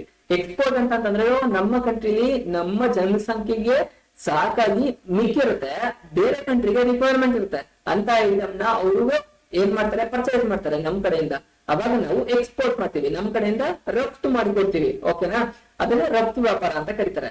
ಎಂಟ್ರಿ ಪೋರ್ಟ್ ಅಂತ ಕರೀತಾರೆ. ಈ ಎಂಟ್ರಿ ಪೋರ್ಟ್ ನ ಸಿಂಪಲ್ ಆಗಿ ಹೇಳ್ತೀನಿ, ಅರ್ಥ ಮಾಡ್ಕೊಳ್ಳಿ. ಹೇಗೆ ಅಂತಂತಂದ್ರೆ, ಈಗ ನಾವೊಂದು ಸ್ಮಾಲ್ ಕಂಟ್ರಿ ಇನ್ನೊಂದು ಯಾವ್ದೋ ಬೇರೆ ಇದೆ ಅಂತ ಅನ್ಕೊಳ್ಳಿ, ಅಥವಾ ಇನ್ನೊಂದು ನೈಬರಿಂಗ್ ಕಂಟ್ರಿನೇ ಆಗಿರ್ಬೋದು ಅಂತ ಅನ್ಕೊಳ್ಳಿ. ಈಗ ಭೂಟಾನ್ಗೆ ಯಾವ್ದೋ ಒಂದು ಐಟಮ್ ಬೇಕು ಅಂತ ಅನ್ಕೊಳ್ಳಿ, ಭೂಟಾನ್ಗೋ ಅಥವಾ ನೇಪಾಳ್ಗೋ ಅಥವಾ ಬಾಂಗ್ಲಾದೇಶ್ಗೋ ಯಾವ್ದೋ ಒಂದು ಪ್ರಾಡಕ್ಟ್ ಬೇಕು ಅಂತ ಅನ್ಕೊಳ್ಳಿ. ಯಾವ್ದೋ ದೇಶದಲ್ಲಿ ಇವ್ರಿಗೆ ಬೇಕಾದಂತಷ್ಟು ಸ್ಮಾಲ್ ಕ್ವಾಂಟಿಟಿ ಸಿಗೋದಿಲ್ಲ, ಅಥವಾ ಅವ್ರು ತರಿಸ್ಕೊಳಕ್ ಆಗಲ್ಲ ಅನ್ನೋ ಚಾನ್ಸಸ್ ಅಲ್ಲಿ ಏನ್ ಮಾಡ್ತಾರೆ, ಇನ್ನೊಂದು ಕಂಟ್ರಿಗೆ, ಈಗ ನೋಡಿ ಥರ್ಡ್ ಪಾರ್ಟಿ ಅಂತ ಕರಿಬಹುದು. ಈಗ ಇಲ್ಲಿ ಯಾವ್ದೋ ಅಮೆರಿಕ ಇರುತ್ತೆ ಅಂತ ಅನ್ಕೊಳ್ಳಿ. ಓಕೆನಾ, ಐಟಮ್ ಬೇಕಾಗಿರೋದು ಫೈನಲ್ ಆಗಿ ಯಾವ್ರಿಗೆ, ಫಾರ್ ಎಕ್ಸಾಂಪಲ್ ನಾವು ಭೂತಾನ್ ತಗೊಳ್ಳೋಣ ಅಂತ ಅನ್ಕೊಳ್ಳಿ, ಭೂತಾನ್ನ ತಗೊಳ್ಳೋಣ ಅಂತ ಎಕ್ಸಾಂಪಲ್ಗಳು. ಇವರು ಅಮೆರಿಕಾದವರು ಭೂತಾನ್ಗೆ ಡೈರೆಕ್ಟ್ ಆಗಿ ವ್ಯಾಪಾರ ಮಾಡ್ತಾ ಇಲ್ಲ ಅಂತಂದ್ರೆ, ಮಿಡಲ್ ಅಲ್ಲಿ ಯಾವ್ದೋ ಇನ್ನೊಂದು ಕಂಟ್ರಿ ಇರುತ್ತೆ, ಅದು ಯಾವ್ದಾದ್ರು ಕಂಟ್ರಿ ಆಗಿರ್ಬೋದು. ಒಂದು ಎಕ್ಸಾಂಪಲ್ ನಿಮ್ಗೆ ಅರ್ಥ ಮಾಡ್ಕೊಳ್ಳಿ ಅಂತ ಅನ್ಬಿಟ್ಟು ಇಂಡಿಯಾ ಅಂತ ಹೇಳ್ತಾ ಇದ್ದೀನಿ ನೋಡಿ. ಇಲ್ಲಿ ಅಮೆರಿಕಾದಲ್ಲಿ ಯಾವ್ದೋ ಒಂದು ಪ್ರಾಡಕ್ಟ್ ಮ್ಯಾನುಫ್ಯಾಕ್ಚರಿಂಗ್ ಆಗುತ್ತೆ, ಅದು ಭೂತಾನಿಗೆ ಬೇಕು, ಬಟ್ ಅವ್ರಿಗೂ ಡೈರೆಕ್ಟ್ ಆಗಿ ಕನೆಕ್ಟಿವಿಟಿ ಅಥವಾ ಬಿಸ್ನೆಸ್ ಇಲ್ಲ. ಅವ್ರು ಏನ್ ಮಾಡ್ತಾರೆ ಅಂತಂದ್ರೆ, ಪ್ರಾಡಕ್ಟ್ ನ ಇನ್ನೊಂದು ಕಂಟ್ರಿ, ಮಿಡಲ್ ಕಂಟ್ರಿಗೆ ಕಳಿಸಿ, ಇಂಡಿಯಾ ಕಳಿಸಿ, ಇಂಡಿಯಾದಿಂದ ಆ ಐಟಮ್ ಬೇರೆ ಕಂಟ್ರಿಗೆ ಹೋಗುತ್ತೆ. ಅಂತಂದ್ರೆ ಆ ಐಟಮ್ ಏನ್ ಬರುತ್ತಲ್ಲ, ಆ ಐಟಮ್ ನಮ್ಮ ಇಂಪೋರ್ಟಿಗೆ ಬರುತ್ತಷ್ಟೇ, ನಮ್ಮ ಕಂಟ್ರಿಗೆ ಎಂಟ್ರಿ ಆಗುತ್ತೆ, ಬಟ್ ನಮ್ ಕಂಟ್ರಿ ಜನ ಯೂಸ್ ಮಾಡ್ಕೊಳ್ಳಿಕ್ಕೆ ಆಗೋದಿಲ್ಲ. ಎಂಟ್ರಿ ಪೋರ್ಟ್ ಅಂದ್ರೆ ಎಂಟ್ರಿ ಆಗುತ್ತೆ, ಹಾಗೇನೆ ಹೊರಟೋಗ್ಬಿಡುತ್ತೆ ಅಂತ ಹೇಳ್ತಾ ಇದಾರೆ. ಅರ್ಥ ಆಯ್ತು ಅಂತ ಅನ್ಕೊಳ್ತೀನಿ. ಏನಾಗುತ್ತೆ, ಫಾರಿನ್ ಕಂಟ್ರಿಯಿಂದ ನಮ್ ಕಂಟ್ರಿ ಬಾರ್ಡರ್ಗೆ ಬರುತ್ತೆ, ಸಮುದ್ರದ ಮೂಲಕ ಹೇಗೆ ಅಲ್ಲಿ ಬಂದು ಮತ್ತೇನೆ ಯಾರು ಬೈಯರ್ ಇರ್ತಾರಲ್ಲ, ಅವ್ನು ನಮ್ ಎಂಟ್ರಿ ಪೋರ್ಟ್ ಇಂದ ಅವ್ನು ತಗೊಂಡು ಹೊರಟೋಗ್ಬಿಡ್ತಾನೆ ಅವ್ರ ಕಂಟ್ರಿಗೆ. ಅದನ್ನ ಎಂಟ್ರಿ ಪೋರ್ಟ್ ಅಂತ ಕರೀತಾರೆ ಅಂತ ಅರ್ಥ ಆಯ್ತು ಅಂತ ಅನ್ಕೊಳ್ತೀನಿ. ಟ್ರೇಡ್ ಅಲ್ಲಿ ಮೇನ್ ಆಗಿ, ವ್ಯವಹಾರಗಳಲ್ಲಿ ಮೇನ್ ಆಗಿ ಎರಡು classification, internal trade, external trade. Internal trade ಅಂತಂದ್ರೆ ಒಂದು ದೇಶದ ಒಳಗೆ ಮಾಡ್ತಕ್ಕಂತಹ ಬಿಸ್ನೆಸ್ ಅನ್ನ ಆಂತರಿಕ ವ್ಯವಹಾರ ಅಂತ ಕರೀತಾರೆ. ಅದನ್ನ ಮೇನ್ ಆಗಿ ಎರಡು ವಿಧವಾಗಿ ಕ್ಲಾಸಿಫೈ ಮಾಡ್ತಾರೆ. ಯಾವ್ಯಾವುದು, ಹೋಲ್ಸೇಲ್, ರಿಟೇಲ್. ಹೋಲ್ಸೇಲ್ ಅಂತಂದ್ರೆ ಇಂಡಸ್ಟ್ರಿ ಅಂತ ಲಾರ್ಜ್ ಬಲ್ಕ್ ಅಲ್ಲಿ ಒಟ್ಟಿಗೆ ತಗೊಳ್ತಕ್ಕಂತಹದ್ದು ಹೋಲ್ಸೇಲ್ ಅಂತ ಕರೀತಾರೆ. ರಿಟೇಲ್ ಅಂತಂದ್ರೆ ಹೋಲ್ಸೇಲ್ ಇಂದ ಯಾರು ತಗೊಂಡಿದ್ದಾರೆ ಅದರಲ್ಲಿ ಸ್ಮಾಲ್ ಕ್ವಾಂಟಿಟಿನ ಪರ್ಚೇಸ್ ಮಾಡಿ ಕನ್ಸ್ಯೂಮರ್ ಗೆ ಕೊಡ್ತಕ್ಕಂತಹದ್ನ ರಿಟೇಲ್ ಅಂತ ಕರೀತಾರೆ ಅಂತ ಹೇಳ್ತಾ ಇದೀವಿ. ಅದಾದ್ಮೇಲೆ ಟ್ರೇಡ್ ಅಲ್ಲಿ ಎರಡನೇ ಕ್ಲಾಸಿಫಿಕೇಶನ್ ಯಾವುದು, ಎಕ್ಸ್ಟರ್ನಲ್ ಟ್ರೇಡ್. ಎಕ್ಸ್ಟರ್ನಲ್ ಟ್ರೇಡ್ ಅಂತಂದ್ರೆ ವಿದೇಶಿ ವ್ಯಾಪಾರ. ವಿದೇಶಿ ವ್ಯಾಪಾರದಲ್ಲಿ ಏನೇನ್ ಕ್ಲಾಸಿಫಿಕೇಶನ್ ಬರ್ತಾ ಹೋಗುತ್ತೆ, ಇಂಪೋರ್ಟ್ ಬರುತ್ತೆ, ಎಕ್ಸ್ಪೋರ್ಟ್ ಬರುತ್ತೆ, ಎಂಟ್ರಿ ಪೋರ್ಟ್ ಬರುತ್ತೆ. ಇಂಪೋರ್ಟ್ ಅಂತಂದ್ರೆ ಏನು, ಬೇರೆ ದೇಶದಲ್ಲಿ ಇರ್ತಕ್ಕಂತಹ ಗೂಡ್ಸ್ ನ ನಮ್ಮ ದೇಶದ ಒಳಗೆ ನಮ್ಮ ಕನ್ಸಂಪ್ಷನ್ಗೋಸ್ಕರ ತರಿಸಿಕೊಳ್ಳೋದನ್ನ ಏನು ಇಂಪೋರ್ಟ್ ಅಂತ ಕರೀತಾರೆ. ಇಂಪೋರ್ಟ್ ಅಂತಂದ್ರೆ ಆಮದು ಅಂತ ಕರೀತಾರೆ. ಎಕ್ಸ್ಪೋರ್ಟ್ ಅಂತಂದ್ರೆ ನಮ್ಮ ಕಂಟ್ರಿಲಿ ಇರ್ತಕ್ಕಂತಹ ಐಟಮ್ ನ ಬೇರೆ ಕಂಟ್ರಿಯವರು ನಮ್ಮ ಜಿಯೋಗ್ರಫಿಕಲ್ ಬೌಂಡ್ರಿಯಿಂದ ಹೊರಗಡೆ ತರಿಸ್ಕೊಳ್ತಾರೆ, ಅದನ್ನ ರಫ್ತು ಅಥವಾ ಎಕ್ಸ್ಪೋರ್ಟ್ ಅಂತ ಕರೀತಾರೆ. ಎಂಟ್ರಿ ಪೋರ್ಟ್ ಅಂತಂದ್ರೆ ಯಾವ್ದೋ ಕಂಟ್ರಿಗೆ ಇನ್ಯಾವುದೋ ಕಂಟ್ರಿಯಿಂದ ಬೇಕಾಗಿರುತ್ತೆ ಐಟಮ್, ಅವರು ಡೈರೆಕ್ಟ್ ಆಗಿ ಅವ್ರ ಕಡೆಯಿಂದ ಬಿಸ್ನೆಸ್ ನ ಮಾಡ್ತಾ ಇರಲ್ಲ, ಇನ್ನೊಂದು ಯಾವ್ದೋ ಪರ್ಸನ್, ಮಿಡಲ್ ಪರ್ಸನ್ ಇಂದ ಆ ಐಟಮ್ ಅವರಿಗೆ ಪಾಸ್ ಮಾಡ್ತಾರೆ, ಅದನ್ನ ಎಂಟ್ರಿ ಪೋರ್ಟ್ ಅಂತ ಕರೀತಾರೆ. ಸೊ ನಿಮ್ಗೆ ಕಂಪ್ಲೀಟ್ ಆಗಿ ಅರ್ಥ ಆಯ್ತು ಟ್ರೇಡ್ ಅಂತಂದ್ರೇನು, ಟ್ರೇಡ್ ಅಲ್ಲಿ ಇರ್ತಕ್ಕಂತಹ ಕ್ಲಾಸಿಫಿಕೇಶನ್ ಏನೇನು ಅಂತ ಅಂದ್ಬಿಟ್ಟು ಅರ್ಥ ಆಯ್ತು ಅಂತ ಅನ್ಕೊಳ್ತೀನಿ. ಆಕ್ಸಿಲರಿ ಮತ್ತೆ ಕಾಮರ್ಸ್ ಅಲ್ಲಿ ಇನ್ನೊಂದು ಎರಡನೇ ವಿಧ ಯಾವುದು, ಆಕ್ಸಿಲರೀಸ್ ಟು ಟ್ರೇಡ್ ಅಂದ್ರೆ ವ್ಯವಹಾರ. ಟ್ರೇಡ್ ಅಂತಂದ್ರೆ ಏನು ಅಂತಂದ ಗೊತ್ತಾಯ್ತು, ವ್ಯವಹಾರ ಅನ್ನೋದು ಗೊತ್ತಾಯ್ತು. ಆಕ್ಸಿಲರೀಸ್ ಟು ಟ್ರೇಡ್ ಅಂದ್ರೆ ಟ್ರೇಡ್ ಗೆ ಸಂಬಂಧಪಟ್ಟಂಗೆ ಬೇಕಾದಂತಹ ಆಕ್ಸಿಲರೀಸ್ ಅಂತಂದ್ರೆ ಅದಕ್ಕೆ ಬೇಕಾದಂತಹ ಫೆಸಿಲಿಟೀಸ್ಗಳು. ಈಗ ನೋಡಿ, ಈಗ ನಮ್ಮ ಹತ್ರ ಐಟಮ್ ಇದೆ, ಐಟಮ್ ನ ಮಾರ್ತೀವಿ ಅಂತ ಅಂದಿದ ತಕ್ಷಣ ಸಪೋರ್ಟಿವ್ ಆಗಿ ಏನಾದ್ರು ಬೇಕು. ಈಗ ಇಂಡಸ್ಟ್ರಿ ಯಾವ್ದೋ ಒಂದು ಮ್ಯಾನುಫ್ಯಾಕ್ಚರ್ ಬಟ್ಟೆನ ಅದು ಸುಮ್ನೆ ಮ್ಯಾನುಫ್ಯಾಕ್ಚರ್ ಮಾಡಿ ಅಲ್ಲೇ ಇಟ್ಕೊಬಿಟ್ರೆ ಆಗುತ್ತಾ, ಅದು ಫೈನಲ್ ಆಗಿ ಮಾರ್ಕೆಟಿಗೆ ಬಂದು ಮಾರ್ಕೆಟ್ ಇಂದ ಕನ್ಸ್ಯೂಮರ್ ವ್ಯಾಪಾರ ಆದ್ರೆ ತಾನೇ ಅವ್ರಿಗೆ ದುಡ್ಡು ಹೋಗುವಂತದ್ದು. ಹಾಗಾಗಿ ಅದನ್ನ ಅವ್ರಿಗೆ ಇಟ್ಕೊಂಡ್ರೆ ಆಗಂಗಿಲ್ಲ, ಅವ್ರಿಗೆ ಆಕ್ಸಿಲರೀಸ್ ಬೇಕು. ಅದಕ್ಕೆ ಸಂಪರ್ಕನ ಕೊಡ್ತಕ್ಕಂಥದ್ದಾಗಿರ್ಬೋದು, ಅದಕ್ಕೆ ಬೇಕಾದಂತಹ ಸಪೋರ್ಟಿವ್. ಆಕ್ಸಿಲರೀಸ್ ಅಂತಂದ್ರೆ ಏನು, ಸಪೋರ್ಟಿವ್ ಅಂತ ಬರ್ಕೊಳ್ಳಿ. ಅದಕ್ಕೆ ಬೇಕಾದಂತಹ ಸಪೋರ್ಟಿವ್ ಫೆಸಿಲಿಟಿನ ಕೊಡ್ತಾ ಹೋಗಂತದ್ನ ಆಕ್ಸಿಲರೀಸ್ ಟು ಟ್ರೇಡ್ ಅಂತ ಅಂತಾರೆ. ಹಾಗಾದ್ರೆ ಒಂದು ಬಿಸ್ನೆಸ್ ಗೆ ಸಂಬಂಧಪಟ್ಟಂಗೆ ಆಕ್ಸಿಲರೀಸ್ ಸಪೋರ್ಟಿವ್ ಆಗಿ ಕೊಡ್ತಕ್ಕಂತಹದ್ದು ಯಾವ್ಯಾವ್ದು ಅಂತಂದ್ರೆ ಟ್ರಾನ್ಸ್ಪೋರ್ಟೇಶನ್ ಫಸ್ಟ್ ಆಗಿ ಬರ್ತಕ್ಕಂಥದ್ದು. ಇಂಡಸ್ಟ್ರಿಯಲ್ ಮ್ಯಾನುಫ್ಯಾಕ್ಚರಿಂಗ್ ಮಾಡಿ ಸುಮ್ನೆ ಇಟ್ಕೊಂಡ್ರೆ ಆಗಂಗಿಲ್ಲ, ಅದನ್ನ ಒಂದು ಪ್ಲೇಸ್ ಇಂದ ಮತ್ತೊಂದು ಕಡೆಗೆ ತಲುಪಬೇಕಾಗುತ್ತೆ. ಅದನ್ನ ಆಕ್ಸಿಲರೀಸ್ ಟು ಟ್ರೇಡ್ ಅಲ್ಲಿ ಟ್ರಾನ್ಸ್ಪೋರ್ಟೇಶನ್ ಅಂತಂದ್ರೇನು, ಒಂದು ರಾ ಮೆಟೀರಿಯಲ್ ಆಗಿರ್ಲಿ ಅಥವಾ ಫಿನಿಶ್ ಪ್ರಾಡಕ್ಟ್ ಆಗಿರ್ಲಿ, ಅದನ್ನ ಒಂದು ಪ್ಲೇಸ್ ಇಂದ ಇನ್ನೊಂದು ಪ್ಲೇಸಿಗೆ ಸಪೋರ್ಟ್ ತಾನೆ. ಈಗ ಬಿಸ್ನೆಸ್ ಸುಮ್ನೆ ಮ್ಯಾನುಫ್ಯಾಕ್ಚರಿಂಗ್ ಇಟ್ಕೊಂಡ್ರೆ ಆಗಂಗಿಲ್ಲ, ಅದನ್ನ ಮಾರ್ಕೆಟಿಗೆ ರೀಚ್ ಮಾಡಿಸ್ಬೇಕು. ಯಾವ್ದು ಥ್ರೂ ಮಾಡಿಸುತ್ತೆ ಅದು, ಇದನ್ನ ಟ್ರಾನ್ಸ್ಪೋರ್ಟೇಶನ್ ಥ್ರೂ ವೆಹಿಕಲ್ ಇಂದ ಮಾಡುತ್ತೆ. ಇದು ಸಪೋರ್ಟಿವ್, ಇದು ಬಿಸ್ನೆಸ್ ಗೆ ಸರ್ವಿಸ್ ಆಗಿ ನಿಂತ್ಕೊಳ್ಳುತ್ತೆ. ಸರ್ವಿಸ್ ಆಗಿ ಬ್ಯಾಕ್ ಬೋನ್ ಆಗಿ ಯಾವಾಗ್ಲೂ ಆಕ್ಸಿಲರೇಟಿವ್ ಟ್ರೇಡ್ ಯಾವತ್ತು ಸಪೋರ್ಟಿವ್ ಆಗಿ ನಿಂತ್ಕೊಂಡಿರುತ್ತೆ. ಟ್ರಾನ್ಸ್ಪೋರ್ಟೇಶನ್, ವೇರ್ ಹೌಸ್ ಅಂತಂದ್ರೆ ಏನು, ಈಗ ಶುಗರ್ ಅಂತ ಅನ್ಕೊಳ್ಳಿ, ಮ್ಯಾನುಫ್ಯಾಕ್ಚರಿಂಗ್ ಆಗ್ಬಿಟ್ಟು ಫೈನಲ್ ಪ್ರಾಡಕ್ಟ್ ನಮ್ಗೆ ಶುಗರ್ ಸಿಗುತ್ತೆ. ಅದನ್ನ ಸುಮ್ಮನೆ ಒಟ್ಟಿಗೆ ಒಂದು ರಾಶಿ ಮಾಡಿ ಇಟ್ಬಿಟ್ರೆ ಏನಾಗುತ್ತೆ, ಅದು ಹಾಳಾಗುತ್ತೆ. ಅದು ಪ್ರೋಸೆಸ್ ಮಾಡಿ ಪ್ಯಾಕಿಂಗ್ ಆಗಿ ಫೈನಲ್ ಆಗಿ ಒಂದ್ ಕಡೆ ಇಟ್ಕೊಳ್ಬೇಕು. ಒಂದ್ ಕಡೆ ಇಡ್ಬೇಕು ಅಂತಂದ್ರೆ ಅಲ್ಲಿ ಹುಳ ಬರಬಾರ್ದು, ಕ್ಲೀನ್ ಆಗಿರ್ಬೇಕು. ಕ್ಲೀನ್ ಆಗಿರ್ಬೇಕು ಅಂತಂದ್ರೆ ಅದಕ್ಕೆ ಆದಂತಹ ಸ್ಪೆಸಿಫಿಕ್ ಜಾಗ ಬೇಕು. ಸ್ಪೆಸಿಫಿಕ್ ಜಾಗ ಅದು ಸುಮ್ಮನೆ ಬಿಸಿಲು ಇಟ್ಕೊಳಕಾಗತ್ತಾ, ಮಳೆ ನೆನಿಲಿ ಅಂತಂದು ಇಡಕ್ಕಾಗತ್ತಾ, ಅವಾಗ ಅದು ಪ್ರಾಡಕ್ಟ್ ಹಾಳಾಗಂತ ಚಾನ್ಸಸ್ ಇರುತ್ತೆ. ಅದಕ್ಕೆ ಸಿಸ್ಟಮ್ಯಾಟಿಕ್ ಆಗಿ ಅದು ಹಾಳಾಗ್ದಂಗೆ ಒಂದು ಪ್ರೊಟೆಕ್ಷನ್ ಅಲ್ಲಿ ಇರ್ತಕ್ಕಂತಹ ಜಾಗವನ್ನ ಇರ್ತಕ್ಕಂಥದ್ದು. ಅದು ಏನು ಆಗ್ಬಾರ್ದು ಅನ್ನೋದನ್ನ ಎಲ್ಲಿ ಇರ್ತಾರೆ, ಅವಾಗ ವೇರ್ ಹೌಸ್ ಅಲ್ಲಿ ಇರ್ತಾರೆ. ವೇರ್ ಹೌಸ್ ಅಂತಂದ್ರೆ ಏನು, ಉಗ್ರಾಣ. ಟ್ರಾನ್ಸ್ಪೋರ್ಟೇಶನ್ ಅಂತಂದ್ರೆ ಸಾರಿಗೆನ ಕೊಡ್ತಕ್ಕಂತಹದ್ದು. ವೇರ್ ಹೌಸ್ ಅಂತಂದ್ರೆ ಒಂದು ಪ್ರಾಡಕ್ಟ್ ಹಾಳಾಗದಂತೆ ಸ್ಟೋರೇಜ್ ಮಾಡಿ ಇರ್ತಕ್ಕಂತಹದ್ನ ವೇರ್ ಹೌಸಿಂಗ್ ಅಂತ ಹೇಳ್ತಾರೆ. ಇನ್ಶೂರೆನ್ಸ್ ಏನು, ಸಪೋರ್ಟಿವ್ ಅಲ್ಲಿ ಇನ್ನು ಆಕ್ಸಿಲರೇಟಿವ್ ಟ್ರೇಡ್ ಅಲ್ಲಿ ಇನ್ಶೂರೆನ್ಸ್ ಅಂತಂದ್ರೆ, ಈಗ ಇಂಡಸ್ಟ್ರಿ ನಡೀತಾ ಇರುತ್ತೆ. ಬಹಳಷ್ಟು ನೀವು ನ್ಯೂಸ್ ಗಳಲ್ಲೂ ಕೇಳಿರ್ತೀರಾ, ಎಲ್ಲಾದ್ರಲ್ಲೂ ನೋಡಿರ್ತೀರಾ. ಏನಾಗುತ್ತೆ, ಸಡನ್ ಆಗಿ ಬ್ಲಾಸ್ಟ್ ಆಗಂತದ್ದು ಅಲ್ಲಿ ಇಂಡಸ್ಟ್ರಿಲಿ ಏನಾಗ್ಬಿಡುತ್ತೆ, ಒಂದೊಂದ್ಸಲ ಬಾಯ್ಲಿಂಗ್ ಅಥವಾ ಹೀಟ್ ಮತ್ತೊಂದು ಏನೋ ಸರ್ವಿಸ್ ಆಗದಿರೋ ಏನಾಗ್ಬಿಡುತ್ತೆ, ಕಂಪ್ಲೀಟ್ ಆಗಿ ಅಲ್ಲಿ ಸುಟ್ಟೋಗ್ಬಿಡುತ್ತೆ, ಅಲ್ಲಿ ಕಂಪ್ಲೀಟ್ ಆಗಿ ಡ್ಯಾಮೇಜ್ ಆಗೋಗ್ಬಿಡುತ್ತೆ. ಅಂತ ಟೈಮಲ್ಲಿ ಏನಾಗುತ್ತೆ ಅಂತಂದ್ರೆ, ಆ ಸುಟ್ಟೋದಾಗ ಏನಾಗುತ್ತೆ, ಫೈರ್ ಆಗಿ ಅಲ್ಲಿ ತುಂಬಾ ಡ್ಯಾಮೇಜ್ ಆಗುತ್ತೆ. ಮಿಷನರಿಗಳಿಗೆ ಪ್ರಾಬ್ಲಮ್ ಆಗುತ್ತೆ, ಮಿಷನರಿಗಳು ಹಾಳಾಗುತ್ತೆ, ಎಷ್ಟೋ ಜನ ಸತ್ತೋಗ್ಬಿಟ್ಟಿರ್ತಾರೆ ಕೆಲವು ಸಲ ಹೌದಲ್ಲ. ಆಗ ಏನಾಗುತ್ತೆ ಅಂತಂದ್ರೆ, ಅದೊಂದು ಲಾಸ್ ಆಯ್ತಲ್ವಾ, ಆ ಲಾಸ್ ಅನ್ನ ಏನ್ ಮಾಡ್ತಾರೆ ಅಂತಂದ್ರೆ, ಇವರು ನಮ್ಗೆ ಈ ತರ ಲಾಸ್ ಆಯ್ತು ಅಂತಂದ್ರೆ ಇನ್ಶೂರೆನ್ಸ್ ಏಜೆನ್ಸಿಗಳು ಅಥವಾ ಇನ್ಶೂರೆನ್ಸ್ ನ ಮಾಡ್ಸಿರ್ತಾರೆ. ಇಫ್ ಸಪೋಸ್ ಆತರ ಅದಕ್ಕೆ ಪೇಮೆಂಟ್ ನ ಮಾಡ್ತಾ ಇರ್ತಾರೆ. ಇನ್ಶೂರೆನ್ಸ್ ಅವ್ರು ಸುಮ್ಮನೆ ಕೊಟ್ಬಿಡ್ತಾರ, ಅದಕ್ಕೆ ಪ್ರತಿ ಮಂತ್ ಅಥವಾ ವರ್ಷಕ್ಕೆ ಇಷ್ಟು ಅಂತ ಪೇಮೆಂಟ್ ಮಾಡ್ತಾರೆ. ಇಫ್ ಸಪೋಸ್ ಏನಾದ್ರೂ ಫೈರ್ ಆಯ್ತು, ಮತ್ತೊಂದ್ ಏನಾದ್ರು ಪ್ರಾಬ್ಲಮ್ ಆಯ್ತು ಅಂತಂದ್ರೆ ಆ ಖರ್ಚಿನ ಇನ್ಶೂರೆನ್ಸ್ ಅವರು ಬೇರ್ ಮಾಡ್ಬೇಕಾಗತ್ತೆ. ವಿಮೆ, ಇದನ್ನ ಕನ್ನಡದಲ್ಲಿ ಏನಂತಾರೆ, ವಿಮೆ ಅಂತ ಕನ್ಸಿಡರ್ ಮಾಡ್ತಾರೆ. ಅಂದ್ರೆ ಆಗಿರುವಂತಹ ನಷ್ಟವನ್ನ ಇನ್ನೊಬ್ಬ ಪಾರ್ಟಿ ಬೇರ್ ಮಾಡಿಕೊಡ್ತಕ್ಕಂತಹದ್ನ ಇನ್ಶೂರೆನ್ಸ್ ಅಂತ ಕರೀತಾರೆ. ಅದು ಬಿಸ್ನೆಸ್ಗೆ, ಟ್ರೇಡ್ಗೆ ಸಂಬಂಧಪಟ್ಟಂಗೆ ಅದೊಂದು ಸಪೋರ್ಟಿವ್ ಆಗಿ ನಿಂತ್ಕೊಳ್ಳೋಂಥದ್ದು ಆಗಿದೆ ಆಕ್ಸಿಲರೇಟಿವ್ ಟ್ರೇಡ್ ಇನ್ಶೂರೆನ್ಸ್ ಅಂತ ಅನ್ನೋದು ಅಂತ ಹೇಳ್ತಿದ್ರೆ. ಅದಾದ್ಮೇಲೆ ಬ್ಯಾಂಕಿಂಗ್ ಅಂಡ್ ಫೈನಾನ್ಸ್. ಹೇಗೆ ಬ್ಯಾಂಕಿಂಗ್ ಅಂಡ್ ಫೈನಾನ್ಸ್ ಆಗಿರುತ್ತೆ, ಈಗ ಇಂಡಸ್ಟ್ರಿ ಮ್ಯಾನುಫ್ಯಾಕ್ಚರಿಂಗ್ ಎಲ್ಲ ಮಾಡ್ತು, ಈಗ ಪೇಮೆಂಟ್ ಗಳನ್ನ ಮಾಡ್ಬೇಕಲ್ವಾ. ಈಗ ಸಪೋಸ್ ಅವರು ರಾ ಮೆಟೀರಿಯಲ್ ಎಲ್ಲಿಂದ ತಗೊಂಡ್ ಬಂದಿದ್ದಾರೆ ಇಂಡಸ್ಟ್ರಿಗೆ ಅಂತಂದ್ರೆ, ಅವರಿಂದ ಪರ್ಚೇಸ್ ಮಾಡ್ಕೊಂಡು ಬಂದಿರ್ತಾರೆ. ಪರ್ಚೇಸ್ ಸುಮ್ಮನೆ ಕೊಟ್ಬಿಡ್ತಾರೆ ಯಾರಾದ್ರೂ, ಅವ್ರಿಗೆ ಪೇಮೆಂಟ್ ಮಾಡ್ಬೇಕಲ್ಲ. ಪೇಮೆಂಟ್ ಮಾಡ್ಬೇಕು ಅಂತಂದ್ರೆ ಅವ್ರು ಚೆಕ್ ಮೂಲಕನೋ RTGS ಮೂಲಕನೋ ಯಾವ್ದ್ರ ಮೂಲಕನೋ ಅವ್ರು ಮಾಡ್ಬೇಕಾರೆ. ಪೇಮೆಂಟ್ ಅಫ್ಕೋರ್ಸ್ ಇವ್ರು ಮಾಡ್ಲೇಬೇಕು. ಎಂಪ್ಲಾಯೀಸ್ ಅಲ್ಲಿ ಕೆಲಸ ಮಾಡ್ತಾ ಇರ್ತಾರೆ, ಒಂದು ಏನೋ ರಾ ಮೆಟೀರಿಯಲ್ ತರಿಸ್ಕೊಳ್ಬೇಕು, ಅಥವಾ ಯಾವುದೋ ಒಂದು ಹೊಸ ಯೂನಿಟ್ ಆಗ್ತಿರ್ತಾರೆ, ಒಂದು ಇಂಡಸ್ಟ್ರಿಗೆ ಬೇಕಾದಂತ ಏನೇ ಐಟಮ್ ತರಿಸ್ಬೇಕು ಅಂತಂದ್ರು, ಒಂದ್ ಮಿಷನರಿನೇ ಆಗಿರ್ಲಿ ಏನೇ ಆಗಿರ್ಲಿ, ಏನ್ ಮಾಡ್ಬೇಕಾಗತ್ತೆ, ಆ ಐಟಮ್ ನ ತರಿಸ್ಕೊಳ್ಬೇಕಾಗತ್ತೆ. ಅದೇ ದುಡ್ಡು ಕೊಡ್ಲೇಬೇಕಾಗತ್ತೆ. ದುಡ್ಡನ್ನ ಕ್ಯಾಶ್ ರೂಪದಲ್ಲೂ ಬೇಕಾದ್ರೂ ಕೆಲವು ಸಲ ಕ್ಯಾಶ್ ರೂಪದಲ್ಲಿ ಕೊಡ್ತಾರೆ. ಇನ್ನ ಕೆಲವು ಮೋಸ್ಟ್ ಆಫ್ ದ ಟೈಮ್ ಅಲ್ಲಿ ಬ್ಯಾಂಕ್ ಟ್ರಾನ್ಸಾಕ್ಷನ್ ಆಗುತ್ತೆ. ಸೊ ಆ ಬ್ಯಾಂಕ್ ಟ್ರಾನ್ಸಾಕ್ಷನ್ ಆಗ್ಬೇಕು ಅಂತಂದ್ರೆ ಅವ್ರ ಅಕೌಂಟ್ ನ ಬ್ಯಾಂಕ್ ಅಲ್ಲಿ ಹೋಲ್ಡ್ ಮಾಡಿರ್ಲೇಬೇಕಾಗುತ್ತೆ. ಇವರು ಹೇಗೆ ಪೇಮೆಂಟ್ ಮಾಡಿದ್ರು, ಇವರು ರಾ ಮೆಟೀರಿಯಲ್ ನ ಕನ್ವರ್ಟ್ ಮಾಡಿ ಫೈನಲ್ ಪ್ರಾಡಕ್ಟ್ ಆಗಿ ಬೇರೆಯವ್ರಿಗೆ ಮಾಡ್ತಾರೆ. ಬೇರೆಯವ್ರಿಗೆ ಮಾರಲು ಯಾವ ಇಂಟೆನ್ಷನ್ ಅಲ್ಲಿ ಮಾಡ್ತಾರೆ, ವಿತ್ ಮೋಟ್ ಆಫ್ ಪ್ರಾಫಿಟ್ ಓನ್ಲಿ ತಾನೆ. ಅವ್ರು ಸರ್ವೈವ್ ಆಗ್ಬೇಕಲ್ವಾ, ಪ್ರಾಫಿಟ್ ಅಲ್ಲಿ ಮಾಡ್ತಾರೆ. ಸೊ ಆ ದುಡ್ಡನ್ನ ತಗೊಬರ್ಲಿ, ಅಷ್ಟೊಂದು ಕ್ಯಾಶ್ ಅಂತ ತಗೊಬರ್ಲಿಕ್ಕಾಗತ್ತಾ, ಖಂಡಿತ ಇಲ್ಲ ಅಲ್ಲ.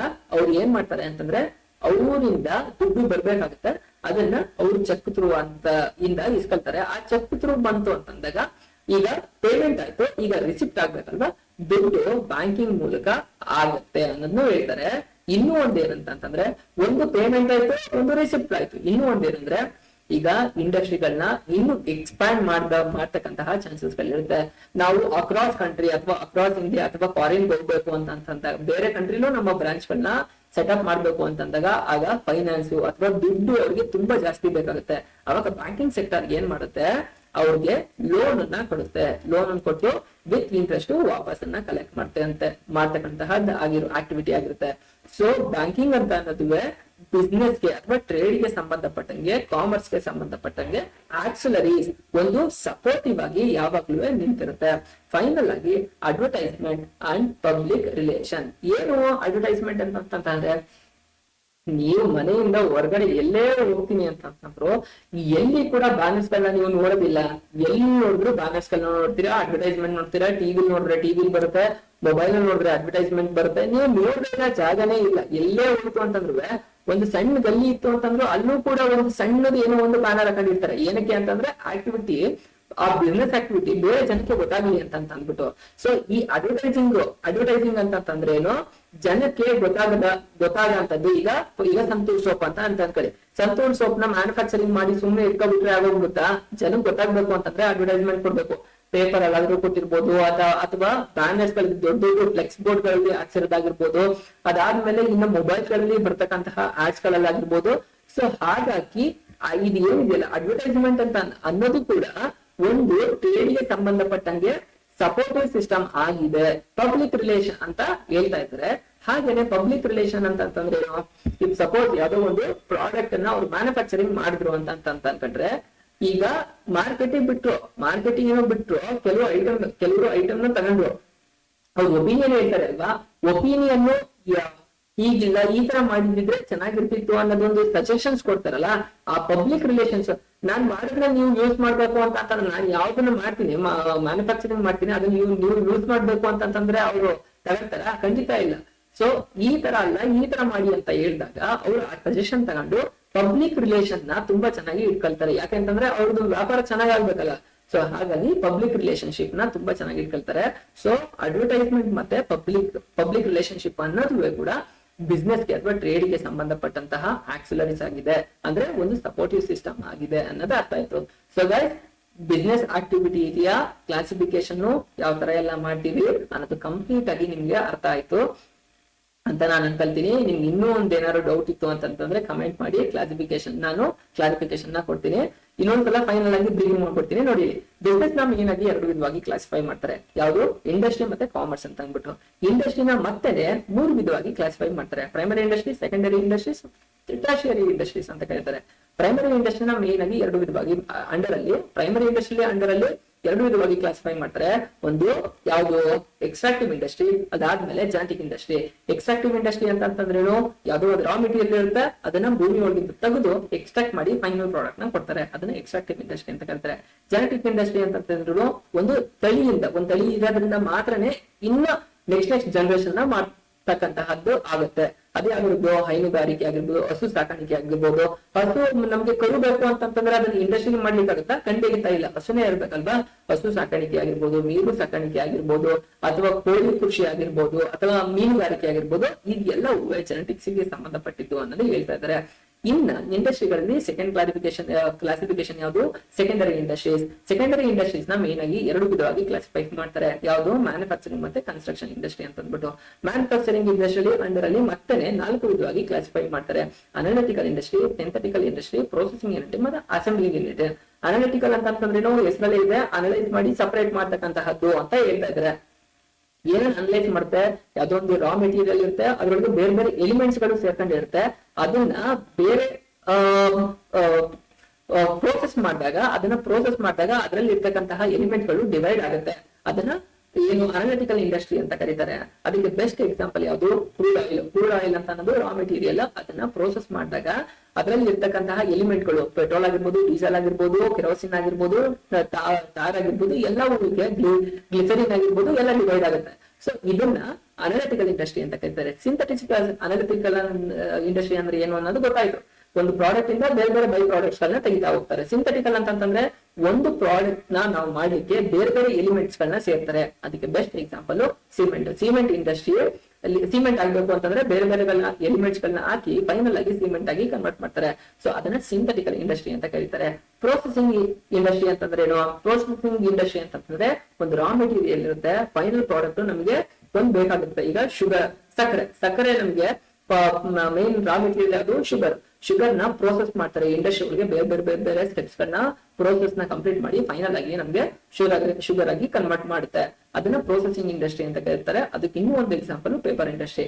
ಫೈನಲ್ ಆಗಿ ಅಸೆಂಬ್ಲಿ ಅಂತಂದ್ರೆ ಒಂದು ಫಿನಿಶ್ ಪ್ರಾಡಕ್ಟ್ ನ ಮಾಡ್ಲಿಕ್ಕೋಸ್ಕರ ಬೇರೆಯವರು ಅಥವಾ ಬೇರೆ ಬಿಸ್ನೆಸ್ ಮೆನ್ ಅಥವಾ ಬೇರೆ ಕಂಪ್ನಿಯವರು ಮ್ಯಾನುಫ್ಯಾಕ್ಚರ್ ಮಾಡ್ತಕ್ಕಂತಹ ಐಟಮ್ ಗಳನ್ನ ಒಂದು ಪ್ಲೇಸ್ ಅಲ್ಲಿ ಕೂತು ಅದನ್ನೆಲ್ಲ ಅಸೆಂಬಲ್ ಅಂದ್ರೆ ಒಂದು ಕಡೆ ಜೋಡಿಸುವಂತದ್ದು. ಅಸೆಂಬಲ್ ಅಂದ್ರೆ ಜೋಡಿಸುವಂತಹ ಪ್ರಕ್ರಿಯೆ ಮಾಡ್ತಕ್ಕಂಥ ಅಸೆಂಬ್ಲಿಂಗ್ ಇಂಡಸ್ಟ್ರಿ ಅಂತ ಕರೀತಾರೆ ಅಂತ ಹೇಳ್ತಿದ್ದಾರೆ.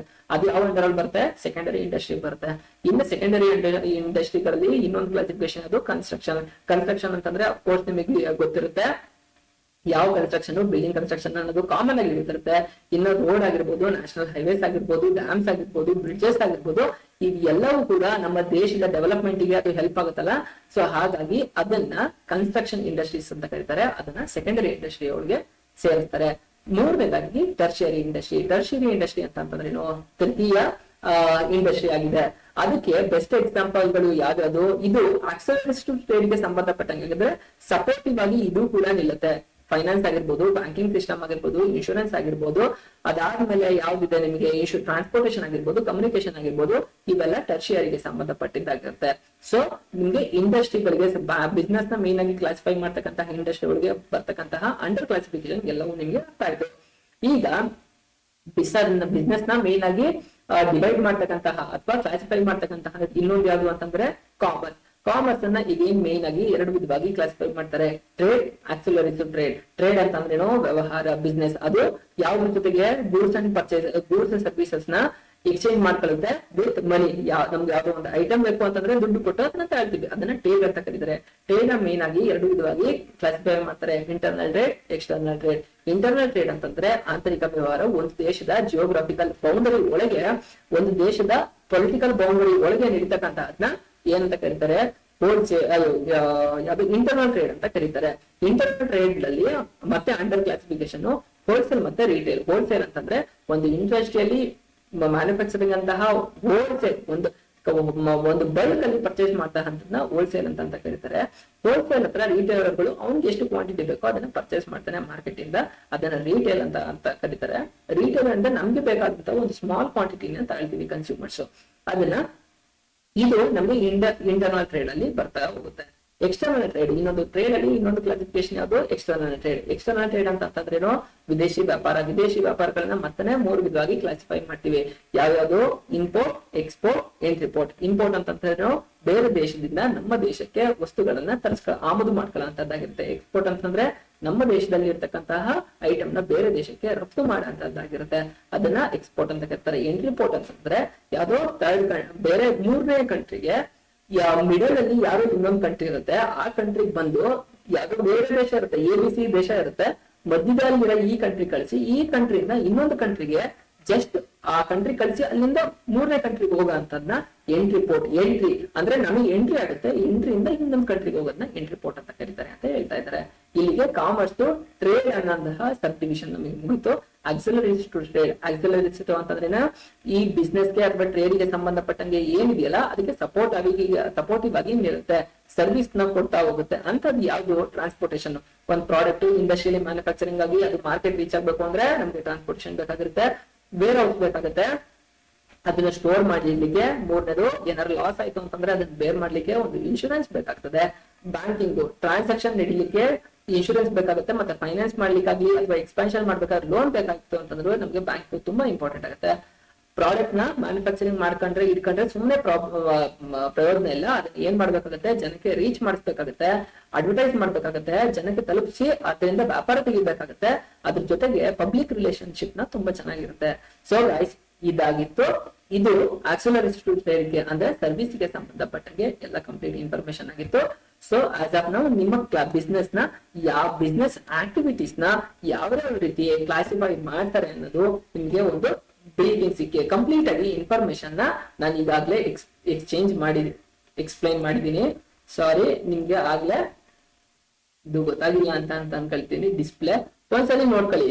ಇದು 3-4 ನಿಮ್ಗೆ ಮಿಸ್ ಆಯ್ತು. ಹೌದು, ಅಫ್ಕೋರ್ಸ್ ಇಲ್ಲಿ ನೋಡಿ, ಇಲ್ಲಿ ಆದ್ಮೇಲೆ ಟ್ರಾನ್ಸ್ಪೋರ್ಟೇಷನ್ ಒಂದನೇದು ಬರ್ಕಲಿ ಟ್ರಾನ್ಸ್ಪೋರ್ಟೇಷನ್, ಎರಡನೇದು ವೇರ್ ಹೌಸ್, ಮೂರನೇದು ಇನ್ಶೂರೆನ್ಸ್, ನಾಲ್ಕನೇದು ಬ್ಯಾಂಕಿಂಗ್ ಅಂಡ್ ಫೈನಾನ್ಸ್, ಮತ್ತೆ ಫಿಫ್ತ್ ಒನ್ ಅಡ್ವರ್ಟೈಸ್ಮೆಂಟ್ ಮತ್ತೆ ಪಬ್ಲಿಕ್ ರಿಲೇಶನ್ಶಿಪ್. ಸೊ ನಿಮ್ಗೆ ಕಂಪ್ಲೀಟ್ ಆಗಿ ಇನ್ಫಾರ್ಮೇಶನ್ ಸಿಕ್ತು ಈಗಾಗ್ಲೇ, ಇದ್ರ ಬಗ್ಗೆ ಕಂಪ್ಲೀಟ್ ಆಗಿ ಅರ್ಥ ಮಾಡ್ಕೊಂಡ್ರಿ ಅಂತ ಅನ್ನೋದನ್ನ ನಾನು ಕಲ್ತೀನಿ. ಈಗ ನೆಕ್ಸ್ಟ್ ಯಾವ್ದನ್ನ ನೋಡೋಣ, ಈಗ ನೆಕ್ಸ್ಟ್ ಪಾರ್ಟ್ ಏನಿದೆ ಅನ್ನೋದನ್ನ ನೋಡೋಣ ಗೈಸ್. ಈಗ ನಾವು ಒಂದು ಬಿಸ್ನೆಸ್ ನ ಆಬ್ಜೆಕ್ಟಿವ್ ಏನ್ ಆಗಿರುತ್ತೆ ಅಂತ ನೋಡೋಣ. ಒಂದು ಸಪೋಸ್ ನೀವೇ ಅಂತಾನೆ ಅನ್ಕೊಳ್ಳಿ, ನೀವು ಒಂದು ಬಿಸ್ನೆಸ್ ಮಾಡ್ತಿದ್ದೀರಾ ಅಂತಂದ್ರೆ ಅದ್ರದ್ದು ಮೇನ್ ಆಬ್ಜೆಕ್ಟಿವ್ ಅಂತಂದ್ರೆ ಏನು ಕನ್ನಡದಲ್ಲಿ? ಉದ್ದೇಶಗಳು.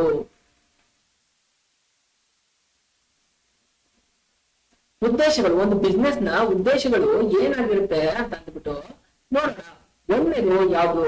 ಅರ್ನಿಂಗ್ ಪ್ರಾಫಿಟ್ ಮಾಡಿದ್ರೆ ಯಾವ್ದಾದ್ರು ಬಿಸ್ನೆಸ್ ಸರ್ವೈವಲ್ ಆಗತ್ತ ಸಾಧ್ಯತೆನ? ಅವರು ಟೈಮ್ ಇನ್ವೆಸ್ಟ್ ಮಾಡಿರ್ತಾರೆ, ಅವ್ರು ಕ್ಯಾಪಿಟಲ್ ಇನ್ವೆಸ್ಟ್ ಮಾಡಿರ್ತಾರೆ, ಅದ್ರ ಜೊತೆಗೆ ರಿಸೋರ್ಸ್ ಯುಟಿಲೈಸ್ ಮಾಡಿರ್ತಾರೆ, ಪರ್ಚೇಸ್ ಮಾಡಿರ್ತಾರೆ. ಅವನ್ನೆಲ್ಲ ಏನಕ್ಕೆ ಮಾಡಿರ್ತಾರೆ? ಒಂದು ಪ್ರಾಫಿಟ್ ಮಾಡಕ್ಕೋಸ್ಕರ ಮಾಡಿರ್ತಾರೆ. ಅವರು ಸರ್ವೈವ್ ಆಗಬೇಕು, ಅವರು ಜೀವನವನ್ನ ನಡೆಸಬೇಕು ಅಂತ ಅಂದ್ಬಿಟ್ಟು. ಸೊ ಹಾಗಾಗಿ ಅರ್ನಿಂಗ್ ಪ್ರಾಫಿಟ್ ಮಾಡ್ತಕ್ಕಂಥದ್ದು ಒಂದು ಬಿಸ್ನೆಸ್ ನ ಆಬ್ಜೆಕ್ಟಿವ್ ಆಗಿರುತ್ತೆ ಅಂತ ಹೇಳ್ತಾ ಇದ್ದಾರೆ. Second, market standing. ಏನು ಮಾರ್ಕೆಟ್ ಸ್ಟ್ಯಾಂಡಿಂಗ್ ಅಂತಂದ್ರೆ ಪ್ರತಿ ವರ್ಷನೂ ಪ್ರತಿ ದಿನನೂ ನೀವು ಬಿಸ್ನೆಸ್ ಓಪನ್ ಮಾಡ್ತೀರಾ ಅಂತ ಅಂದ್ಬಿಟ್ಟು ಪಕ್ಕದಲ್ಲೇ ಇನ್ನೊಂದು ಬಿಸ್ನೆಸ್ ಓಪನ್ ಆಗಲ್ಲ ಅನ್ನೋದು ಯಾವ ಗ್ಯಾರಂಟಿ? ಖಂಡಿತ ಕಾಂಪಿಟೇಷನ್ ಬಂದೇ ಬರುತ್ತೆ ಅಲ್ಲ. ಸೊ ಆಗ ಅವರು ಮಾರ್ಕೆಟ್ ಅಲ್ಲಿ ಸರ್ವೈವ್ ಆಗ್ಬೇಕಾಗುತ್ತೆ, ಒಂದು ಸ್ಟ್ಯಾಂಡರ್ಡ್ ಪೊಸಿಷನ್ ನ ತಗೊಳ್ಬೇಕಾಗುತ್ತೆ. ಆ ಸ್ಟ್ಯಾಂಡರ್ಡ್ ಪೊಸಿಷನ್ ಕೂಡ ಒಂದು ಬಿಸ್ನೆಸ್ ನ ಮೇನ್ ಆಬ್ಜೆಕ್ಟಿವ್ ಆಗಿರುತ್ತೆ ಅಂತ ಹೇಳ್ತಾ ಇದಾರೆ. ಅದಾದ್ಮೇಲೆ ಮೂರನೇದು innovation.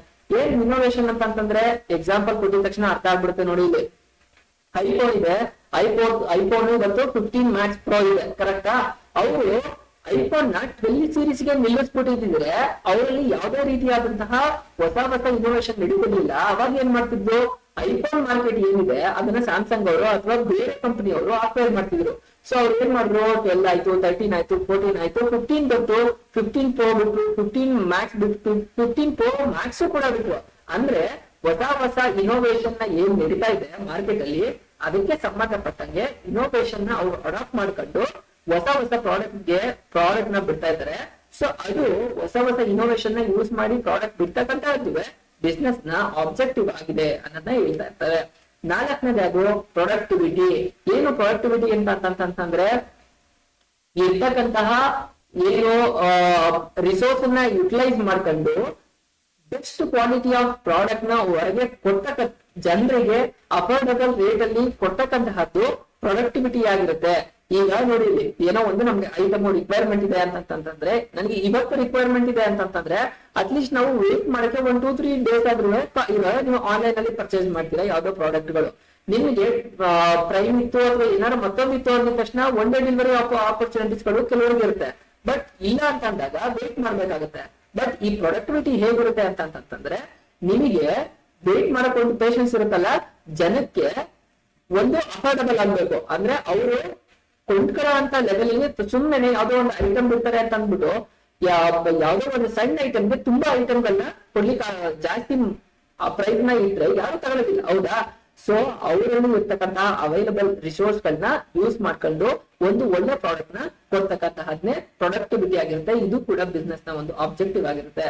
Fifth point, improve managers and worker performance. ನೋಡಿ, ಒಂದ್ ಯಾವ್ದೇ ಬಿಸ್ನೆಸ್ ಆಯ್ತು ಅಂತಂದ್ರು ಅಲ್ಲಿ ಎಂಪ್ಲಾಯೀಸ್ ಗಳು ತುಂಬಾ ಇಂಪಾರ್ಟೆಂಟ್ ಅಂತ ಆಗ್ತಿರ್ತಾನೆ. ಎಂಪ್ಲಾಯೀಸ್ ಇಲ್ಲದೆ ಸುಮ್ಮನೆ ಬಿಸ್ನೆಸ್ ಅದ್ರ ಪಾಡಿಗೆ ಅದು ಬೆಳಕ ಹೊಟ್ಟೋಗ್ಬಿಡ್ತಾ ಖಂಡಿತ ಇಲ್ಲ. ಹಾಗಾಗಿ ಅಲ್ಲಿರ್ತಕ್ಕಂತಹ ಮ್ಯಾನೇಜರ್ಸ್ ಗೆ ಸ್ಕಿಲ್ಸ್ ಗಳನ್ನ ಕೊಡ್ತಕ್ಕಂತಹದ್ದು, ಟ್ರೈನಿಂಗ್ ಅಂಡ್ ಡೆವಲಪ್ಮೆಂಟ್ ನ ಎಂಪ್ಲಾಯೀಸ್ ಗೆ ಕೊಡ್ತಕ್ಕಂಥದ್ದು, ಅವ್ರ ಪ್ರೊಡಕ್ಟಿವಿಟಿನ ಜಾಸ್ತಿ ಮಾಡ್ತಕ್ಕಂತಹದ್ದು, ಇದನ್ನೆಲ್ಲ ಮಾಡೋದ್ರಿಂದ ಏನಾಗುತ್ತೆ? ಬಿಸ್ನೆಸ್ ಗೆ ಪ್ರಾಫಿಟ್ ಜಾಸ್ತಿ ಆಗುತ್ತೆ. ಹಾಗಾಗಿ improve managers and worker perform ನ ತುಂಬಾ ಚೆನ್ನಾಗಿ ಇಂಪ್ರೂವ್ ಮಾಡೋದ್ರಿಂದ ಈಗ ಎಲ್ಲರೂ ಈಗ ಇನ್ಫೋಸಿಸ್ಗೆ ಜನ ಯಾಕೆ ಸೇರ್ಕೊಳ್ಬೇಕು, ಅಲ್ಲಿ ಎಂಪ್ಲಾಯ್ ಆಗ್ಬೇಕು ಅಂತ ಇಷ್ಟಪಡ್ತಾರೆ ಅಂತಂದ್ರೆ ಅಲ್ಲಿ ಸರ್ವಿಸ್ ಗಳನ್ನ ತುಂಬಾ ಚೆನ್ನಾಗಿ ಇಟ್ಕೊಂಡಿರ್ತಾರೆ. ಬೆಸ್ಟ್ ವರ್ಕ್ ಅನ್ನ ಸರ್ಟಿಫಿಕೇಶನ್ ನ ತಗೊಂಡಿರ್ತಾರೆ. ಏನಕ್ಕೆ ಅಂತಂದ್ರೆ ಅವರಷ್ಟು ಒಳ್ಳೆ ಸರ್ವಿಸ್ ನ ಕೊಡ್ತಾರೆ. ಅಲ್ಲಿ ಇರ್ತಕ್ಕಂಥ ಎಂಪ್ಲಾಯೀಸ್ ಗಳನ್ನ ತುಂಬಾ ಚೆನ್ನಾಗಿ ನೋಡ್ಕೊಳ್ತಾರೆ ಅನ್ನೋದಕ್ಕೋಸ್ಕರ ಅವ್ರು ಜಾಯ್ನ್ ಆಗ್ತಾರೆ ಅಲ್ಲ. ಸೊ ಹಾಗಾಗಿ ಅಲ್ಲಿ ಇರ್ತಕ್ಕಂಥವ್ರಿಗೆ ಏನು ಅವ್ರನ್ನ ಡೆವಲಪ್ ಮಾಡಿ ಅಲ್ಲಿಂದ ನಮ್ಮ ಬಿಸ್ನೆಸ್ ನ ಡೆವಲಪ್ ಮಾಡ್ಕೊಳ್ಳೋಂಥದ್ದು ಕೂಡ ಒಂದು ಬಿಸ್ನೆಸ್ ನ ಮೇನ್ ಆಬ್ಜೆಕ್ಟಿವ್ ಆಗಿರುತ್ತೆ. Improve managers and worker performance ನ ಇಂಪ್ರೂವ್ ಮಾಡಿದ್ವಿ ಬಿಸ್ನೆಸ್ ನ ಆಬ್ಜೆಕ್ಟಿವ್ ಆಗಿರುತ್ತೆ. ಸೋಷಿಯಲ್ ರೆಸ್ಪಾನ್ಸಿಬಿಲಿಟಿನೂ ಬಿಸ್ನೆಸ್ ನ ಆಬ್ಜೆಕ್ಟಿವ್ ಆಗಿದೆ. ಏನ್ ಸೋಷಿಯಲ್ ರೆಸ್ಪಾನ್ಸಿಬಿಲಿಟಿ ಅಂತಂದ್ರೆ, ಒಂದ್ ಬಿಸ್ನೆಸ್ ಆಗ್ತಿದೆ ಅಂತಂದ್ರೆ ಅದು ಸೊಸೈಟಿನ ಡೆವಲಪ್ ಮಾಡ್ಬೇಕು. ಒಂದು ಪ್ರಾಡಕ್ಟ್ ಗಳನ್ನೇನೋ ಕೊಡುತ್ತೆ ಅಫ್ಕೋರ್ಸ್ ಮಾಡಿದೆ ನಿಜ, ಆದ್ರೆ ಅದರಿಂದ ಏನಾಗುತ್ತೆ, ಎಂಪ್ಲಾಯ್ಮೆಂಟ್ ಜನರೇಟ್ ಮಾಡ್ತಾರೆ. ಕರೆಕ್ಟಾ? ಸೊ ಎಂಪ್ಲಾಯ್ಮೆಂಟ್ ನ ಜನರೇಟ್ ಮಾಡ್ತಾರೆ ಅಂತ ಅಂದ್ಬಿಟ್ಟು ಅದಕ್ಕೆ ಕೆಮಿಕಲ್ ಇಂಡಸ್ಟ್ರಿ ಓಪನ್ ಮಾಡ್ಬಿಟ್ಟು ಅಲ್ಲಿರೋ ನೀರಿಗೆ ಇವರು ಕೆಮಿಕಲ್ ನ ಬಿಡ್ತಾ ಹೋಯ್ತು ಅಂತಂದ್ರೆ, ಅಥವಾ ಜನಕ್ಕೆ ಉಸಿರಾಟಕ್ಕೆ ತೊಂದರೆ ಬರುತ್ತೆ ಆ ಕೆಮಿಕಲ್ ಇಂಡಸ್ಟ್ರಿಯಿಂದ ಅಂತ ಅಂದ್ಬಿಟ್ಟು ಅಂತಂದ್ ಮಾಡಿದ್ರೆ ಅವ್ರ ಸೋಷಿಯಲ್ ರೆಸ್ಪಾನ್ಸಿಬಿಲಿಟಿ ಎಲ್ಲೋಯ್ತು.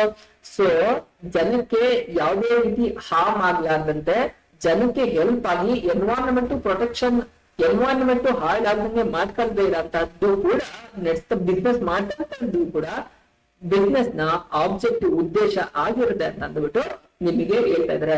ಸೊ 6 ಪಾಯಿಂಟ್ಸ್ ಇದೆ, ಇಷ್ಟು 6 ಪಾಯಿಂಟ್ಸ್ ಬರ್ತು ಅಂತಂದ್ರೆ ನಿಮ್ಗೆ ಈಸಿಯಾಗಿ what are the objectives of business ಅಂತ ಕೇಳಿದ್ರೆ ಈ ಪಾಯಿಂಟ್ಸ್ ಗಳನ್ನ ಬರೆದ್ರೆ ಸಾಕು, ನಿಮ್ಗೆ 2 ಮಾರ್ಕ್ಸ್ ಅನ್ನ ಕೊಡ್ತಾರೆ.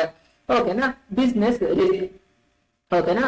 ಬಿಸ್ನೆಸ್ ರಿಸ್ಕ್ ಅಂತ ಹೇಳ್ತಾ ಇದಾರೆ. ರಿಸ್ಕ್ ಅಂತಂದ್ರೆ ನಮ್ಗೆ ಅನ್ಸರ್ಟನಿಟಿ ಯಾವಾಗ ಬೇಕಾದ್ರೂ ಬರ್ಬೋದು ಅಂತಂದ್ರೆ, ಫಾರ್ ಎಕ್ಸಾಂಪಲ್ ಈಗ ಕಾಂಪಿಟೇಷನ್ ಆಗಿರ್ಬೋದು, ಅಥವಾ ಎಕಾನಮಿಲಿ ಏನಾದ್ರೂ ಟೇಸ್ಟ್ ಪ್ರಿಫರೆನ್ಸ್ ಚೇಂಜ್ ಆಗ್ಬಿಡ್ಬೋದು.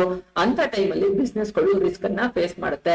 ನೋಡಿ ಇಲ್ಲಿ ಹೇಳ್ತಾ ಇದ್ದಾರೆ, that the business refers to possibilities of inadequate profit or even losses due to uncertainties or unexpected events. ನಮಗೆ ಗೊತ್ತಿಲ್ಲದೆ ಇರ್ತಕ್ಕಂತಹ ಯಾವುದೋ ಅನ್ಎಕ್ಸ್ಪೆಕ್ಟೆಡ್ ಇವೆಂಟ್ ಗಳು ನಡೆದೋಗ್ಬಿಡುತ್ತೆ. ಈಗ ಯಾವ್ದೋ ಒಂದು ಡ್ರಾಟ್ಸ್, ಬರಗಾಲ ಬಂದ್ಬಿಡುತ್ತೆ, ಅವಾಗ ಎಲ್ಲಿಂದ ಬಿಸ್ನೆಸ್ ಮಾಡಕ್ಕಾಗುತ್ತೆ? ಬರಗಾಲ ಬಂತು, ಅಥವಾ ಫ್ಲಡ್ ಇಂದ ನಾವು ಇರ್ತಕ್ಕಂಥ ಇಂಡಸ್ಟ್ರಿ ಎಲ್ಲ ಕುಚ್ಕೊಟ್ಟೋಯ್ತು ಅಂತಂದ್ರೆ, ಯಾವ್ದೋ ಬಿಸ್ನೆಸ್ ಹೊಟ್ಟೋಯ್ತು ಅಂತಂದ್ರೆ ನಾವ್ ಎಲ್ಲೇ ಮತ್ತೆ ಸ್ಟಾರ್ಟ್ ಮಾಡಕ್ಕಾಗುತ್ತೆ? ತುಂಬಾ ಕಷ್ಟ ಆಗುತ್ತೆ ಅಲ್ಲ.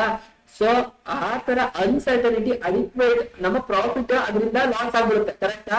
ಸೊ ಲಾಸ್ ಆಗುತ್ತೆ ಅಂತದ್ನ ಅನ್ಅಡಿಕ್ವೇಟ್ ಅಥವಾ ಅನ್ಸರ್ಟನಿಟೀಸ್ ಯಾವ್ದೋ ಈವೆಂಟ್ ನಡೆಯುತ್ತೆ, ಅದರಿಂದ ರಿಸ್ಕ್ ಬರುತ್ತೆ. ಅದನ್ನ ಬಿಸ್ನೆಸ್ ರಿಸ್ಕ್ ಅಂತ ಕರೀತಾರೆ ಅಂತ ಹೇಳ್ತಾರೆ. ಬಿಸ್ನೆಸ್ ರಿಸ್ಕ್ 2 ವಿಧವಾಗಿ ನಮ್ಗೆ ಬರುತ್ತೆ. ಯಾವ ತರ? Nature of business risk. ಹಾಗಾದ್ರೆ ಯಾವ್ಯಾವ್ದು ಬಿಸ್ನೆಸ್ ರಿಸ್ಕ್ ಗೆ ಏನೇನ್ ನೇಚರ್ ಇದೆ ಅನ್ನೋದನ್ನ ನೋಡೋಣ. ರಿಸ್ಕ್ ಇಸ್ ಎಸೆನ್ಷಿಯಲ್, ಅದ್ರದ್ದು ರಿಸ್ಕ್ ನ ನೇಚರ್, ಅದು ಏನು ಅನ್ನೋದ್ರ ಬಗ್ಗೆ ತಿಳ್ಕೊಂತ ಹೋಗೋಣ. Risk is an essential part of every business. ಯಾವುದೇ ಬಿಸ್ನೆಸ್ ಓಪನ್ ಮಾಡ್ತೀನಿ ಅಂತಂದ್ರು ಬಿಸ್ನೆಸ್ ರಿಸ್ಕ್ ಅಂತ ಅನ್ನೋದು ಕಟ್ಟಿಟ್ಟ ಬುತ್ತಿ ಅಂತ ಹೇಳ್ತಾ ಇದ್ದಾರೆ. 2ನೇ ಪಾಯಿಂಟ್ ಏನಂತ ಹೇಳ್ತಾ ಇದ್ದಾರೆ, business risk arises due to uncertainties. ಅನ್ಸರ್ಟನಿಟಿಯ ಮೂಲಕ ಏನಾಗುತ್ತೆ? ಬಿಸ್ನೆಸ್ ರಿಸ್ಕ್ ರೈಸ್ ಆಗುತ್ತೆ. ಯಾವ್ಯಾವ ಈಗ ಡ್ರಾಟ್ಸೇ ಬಂತು, ಫ್ಲಡ್ಸೇ ಬಂತು, ಏನೋ ಆಯ್ತು, ಅನ್ಫೇವರಿಂಗ್ ಈವೆಂಟ್ ಗಳು ನಡೀತು, ಸ್ಟ್ರೈಕ್ ಗಳು ನಡೀತು, ಅಥವಾ ಡ್ಯಾಮೇಜ್ ಆಯ್ತು, ಫೈರ್ ಆಯ್ತು ಅಂತ ಅಂದಿದ ತಕ್ಷಣ ಏನಾಗುತ್ತೆ? ಲಾಸ್ ಆಗುತ್ತೆ. ಸೊ ಹಾಗಾಗಿ business risk arises due to ಅನ್ಸರ್ಟನಿಟಿಯಿಂದ ಅದು ರೈಸ್ ಆಗುತ್ತೆ ಅಂತ ಹೇಳ್ತಾ ಇದ್ದಾರೆ. 3ನೇದು ಯಾವುದು? Degree of risk depends mainly upon the nature and size of business. ಏನ್ ಹೇಳ್ತಾ ಇದಾರೆ? ಡಿಗ್ರಿ ಆಫ್ ರಿಸ್ಕ್ ಯಾವ ಲೆವೆಲ್ ಇರುತ್ತೆ ಅಂತಂದ್ರೆ, ನೀವು ಒಂದು ಪುಟ್ಟ ಅಂಗಡಿ ಇಟ್ಕೊಂಡಿದ್ದೀರಾ ಅಂತಂತಂದ್ರೆ ಅದಕ್ಕೆ ಇರ್ತಕ್ಕಂತಹ ರಿಸ್ಕ್ ಕಮ್ಮಿ. ತುಂಬಾ ದೊಡ್ಡ ಇಟ್ಕೊಂಡಿದ್ದೀರಾ ಬಿಸ್ನೆಸ್ ಯಾವುದು ಅಂತಂದ್ರೆ ಅದಕ್ಕೆ ಸಂಬಂಧಪಟ್ಟ, ಈಗ ನೋಡಿ, ಈಗ 5 ಲಕ್ಷ ರೂಪಾಯಿ ಹಾಕಿ ಒಂದು ಬಿಸ್ನೆಸ್ ನ ನಡೆಸ್ತಾ ಇರೋರು ಇರ್ತಾರೆ, 10 ಲಕ್ಷ ರೂಪಾಯಿ ಹಾಕಿ ಬಿಸ್ನೆಸ್ ನ ನಡೆಸ್ತಾ ಇರೋರು ಇರ್ತಾರೆ, ಕೋಟಿಗಟ್ಟಲೆ ಇನ್ವೆಸ್ಟ್ಮೆಂಟ್ ನ ಹಾಕಿ ಬಿಸ್ನೆಸ್ ನಡೆಸ್ತಾ ಇರೋರು ಇರ್ತಾರೆ. ಕರೆಕ್ಟಾ? ಸೊ ಪ್ರತಿಯೊಬ್ಬರಿಗೂ ಈಗ 5 ಲಕ್ಷದಲ್ಲಿರೋರ್ಗೆ ಕೆಲವು ಸಲ ವ್ಯಾಪಾರ ಆಗ್ಬೋದು, ಆಗದೆ ಇರ್ಬೋದು. 10 ಲಕ್ಷದಲ್ಲಿರೋರ್ಗೆ ಕೆಲವು ಸಲ ವ್ಯಾಪಾರ ಆಗದೆ ಇರ್ಬೋದು. ಈಗ ಕೋಟಿಗಟ್ಟಲೆ ವ್ಯಾಪಾರ ಇನ್ವೆಸ್ಟ್ ಮಾಡಿ ಅವ್ರು ಏನ್ ಮಾಡ್ಬಿಟ್ಟಿರ್ತಾರೆ? ಈಗ 5 ಲಕ್ಷ 10 ಲಕ್ಷ ಇವ್ರೆಲ್ಲ ಇನ್ವೆಸ್ಟ್ ಮಾಡೋರು ಒಂದು ಪ್ಲೇಸ್ ಗೆ ಮಾತ್ರ, ಒಂದೇ ಒಂದು ಏರಿಯಾಗೆ ಡಿಸ್ಟ್ರಿಕ್ಟ್ ಆಗಿರ್ಬೋದು. But close to gather invest ಮಾಡಿರೋರು ಏನ್ ಮಾಡಿರ್ತಾರೆ? ಬೇರೆ ಕಡೆ ಬ್ರಾಂಚಸ್ ಗಳನ್ನ ಓಪನ್ ಮಾಡೋಣ ಅಂತ ಅಂದ್ಬಿಟ್ಟು ಬ್ರಾಂಚಸ್ ಗಳನ್ನ ಓಪನ್ ಮಾಡಿರ್ಬೋದು. ಅವಾಗ ಏನಾಗುತ್ತೆ? ಬೇರೆ ಬ್ರಾಂಚಸ್ ಅಲ್ಲಿ ಲಾಸ್ ಗಳನ್ನು ಕೂಡ ಫೇಸ್ ಮಾಡ್ಬೋದು. ಹಾಗಾಗಿ ಈ ರಿಸ್ಕ್ ಅಂತ ಅನ್ನೋದು ಹೇಗೆ ಡಿಪೆಂಡ್ ಆಗುತ್ತೆ ಅಂತಂದ್ರೆ, ಆ ಬಿಸ್ನೆಸ್ ಏನ್ ಬಿಸ್ನೆಸ್, ಆ ಬಿಸ್ನೆಸ್ ಗೆ ಸಂಬಂಧಪಟ್ಟಂಗೆ ಆ ಬಿಸ್ನೆಸ್ ಎಷ್ಟು ದೊಡ್ಡಗೆ ಬೆಳೆದು ನಿಂತಿದೆ, ಅಷ್ಟು ದೊಡ್ಡದಾಗಿ ರಿಸ್ಕ್ ಇರುತ್ತೆ ಅಂತ ಅಂದ್ಬಿಟ್ಟು 3ನೇ ಪಾಯಿಂಟ್ ಅಲ್ಲಿ ಹೇಳ್ತಾ ಇದ್ದಾರೆ. 4ನೇ ಪಾಯಿಂಟ್ ಯಾವುದು? Profit is A reward of risk taking. ನಾವ್ ಎಷ್ಟು ರಿಸ್ಕ್ ನ ತಗೊಳ್ತೀವಿ ಅಷ್ಟು ರಿಟರ್ನ್ಸ್ ಬಿಸ್ನೆಸ್ ಗೆ ಬರುತ್ತೆ. ಈಗ ನಮ್ಗೆ ಅನ್ಸರ್ಟನಿಟಿ, ನಮಗೆ ಗೊತ್ತಿಲ್ಲ. ಈಗ ಕ್ಲೋಸ್ ಟು ಗೆದರ್ ಇನ್ವೆಸ್ಟ್ ಮಾಡ್ತಾರೆ ಯಾವ್ದು ಬಿಸ್ನೆಸ್ ಗೆ, ಬೇರೆ ಕಡೆ ಎಲ್ಲಾ ಡಿಸ್ಟ್ರಿಕ್ಟ್ ಅಲ್ಲೂ ಇರ್ಬೇಕು ನಮ್ಮ ಆಫೀಸ್ ಅಂತ ಅಂದ್ಬಿಟ್ಟು ಆಫೀಸ್ ಓಪನ್ ಮಾಡ್ಬಿಡ್ತಾರೆ. ಬಟ್ ಒಂದೊಂದ್ಸಲ ಏನಾಗುತ್ತೆ? ತುಂಬಾ ಚೆನ್ನಾಗೂ ಬಿಸ್ನೆಸ್ ನಡ್ಬಿಡ್ಬೋದಲ್ವಾ, ಎಕ್ಸ್ಪೆಕ್ಟೇಷನ್ ಗಿಂತ ಮೀರಿ ನಡ್ಬಿಡ್ಬೋದು. ಆಗ ಎಕ್ಸ್ಪೆಕ್ಟೇಷನ್ ಮೀರಿ ನಡೆದಾಗ ಪ್ರಾಫಿಟ್ ತುಂಬಾ ಚೆನ್ನಾಗಿ ಸಿಕ್ಬಿಡ್ಬೋದಲ್ಲ. So profit is the reward of risk taking. ನಾವ್ ಎಷ್ಟು ರಿಸ್ಕ್ ತಗೊಳ್ತೀವಿ ಅದಕ್ಕೆ ಅಷ್ಟೇ ರಿಟರ್ನ್ಸ್ ಆಗಿ ನಮ್ಗೆ ಏನ್ ಬರುತ್ತೆ, ಪ್ರಾಫಿಟ್ ಬರುತ್ತೆ. ಇದೆಲ್ಲ ಈ 4 ಪಾಯಿಂಟ್ಗಳು ಬಿಸ್ನೆಸ್ ರಿಸ್ಕ್ ನ ನೇಚರ್, ಅದಕ್ಕೆ ಸಂಬಂಧಪಟ್ಟ ನೇಚರ್ ಆಗಿದೆ ಅಂತ ಹೇಳ್ತಿದ್ದಾರೆ. Causes of business risk. ಹಾಗಾದ್ರೆ ಬಿಸ್ನೆಸ್ ರಿಸ್ಕ್ ಆಗ್ಲಿಕ್ಕೆ ಏನೇನು ಮೇನ್ ರೀಸನ್ ಅಂತ ಅಂದ್ಬಿಟ್ಟು, ನ್ಯಾಚುರಲ್ ಕಾಸಸ್. ಏನು ನ್ಯಾಚುರಲ್ ಕಾಸಸ್ ಅಂತಂದ್ರೆ ಮಳೆ ಬಂದು ಜೋರಾಗಿ ಮಳೆ ಬಂದ್ಬಿಟ್ಟು ಎಲ್ಲ ಕೊಚ್ಕೊ ಹೋಗಂತಂತು, ಅಥವಾ ಮಳೆನೇ ಬಂದ್ರೆ ಡ್ರಾಟ್ಸ್ ಆಗಂತದ್ದು, ಬರಗಾಲ ಬಂದ್ಬಿಟ್ರೆ ಏನ್ ಮಾಡಕ್ಕಾಗುತ್ತೆ, ಬಿಸ್ನೆಸ್ಗೆ ಲಾಸ್ ಆಗ್ಬಿಡುತ್ತೆ. ಆಮೇಲೆ ಹ್ಯೂಮನ್ ಕಾಸಸ್ ಅಂತಂದ್ರೇನು, ಯಾವ್ದಾರ ಸ್ಟ್ರೈಕ್ ನಡೆಯುವಂತದ್ದು ಅಥವಾ ಲಾಕ್ ಡೌನ್ಸ್ ಗಳು ಆಗ್ತಕ್ಕಂಥದ್ದು, ಇದು ಹ್ಯೂಮನ್ ಕಾಸಸ್ ಇಂದ ಆಗ್ತಕ್ಕಂತಹ ಬಿಸ್ನೆಸ್ ರಿಸ್ಕ್ ಆಗಿದೆ.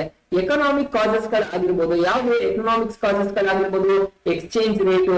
ಇಡೀ ಪ್ರಪಂಚದಲ್ಲಿ ಈಗ ನೀವು ಕೇಳಿರ್ತೀರಾ, ಇಂಡಿಯಾದು $1 ಮುಂದೆ 85 rupees ಆಯ್ತು, ಅದಾದ್ಮೇಲೆ 83 ಕೆಲವು ಸಲ ಕಮ್ಮಿ ಆಯ್ತು, 86 rupees ಆಯ್ತು. ಸೊ ಹೀಗೆ ಇದು ಎಕನಾಮಿಕ್ ಕಾಸಸ್ ಅಲ್ಲಿ ಎಕ್ಸ್ಚೇಂಜ್ ರೇಟ್ಗಳು ಕೂಡ ಬಿಸ್ನೆಸ್ಗೆ ಅದು ರಿಸ್ಕ್ ನ ತಗೊಂಡು ಕೊಡುತ್ತೆ ಅಂತ ಹೇಳ್ತಾ ಇದ್ದಾರೆ. ಈಗ ನೋಡಿ, ಟ್ಯಾರಿಫ್ ಬ್ಯಾರಿಯರ್ಸ್ ಅಂತ ಇದೆ. ಅಮೆರಿಕಾದವರು ಇಂಡಿಯಾ ಮೇಲೆ ಟ್ಯಾರಿಫ್, ಅದಕ್ಕೋಸ್ಕರ ನಾವು ಇಂಡಿಯಾದವರು ಅಗ್ರಿಮೆಂಟ್ ಮಾಡ್ಕೊಳ್ತಾ ಇದ್ರೆ ಅವಾಗ ಏನಾಗುತ್ತೆ, ಬಿಸ್ನೆಸ್ಗೆ ಲಾಸ್ ಆಗ್ಬಿಡುತ್ತೆ.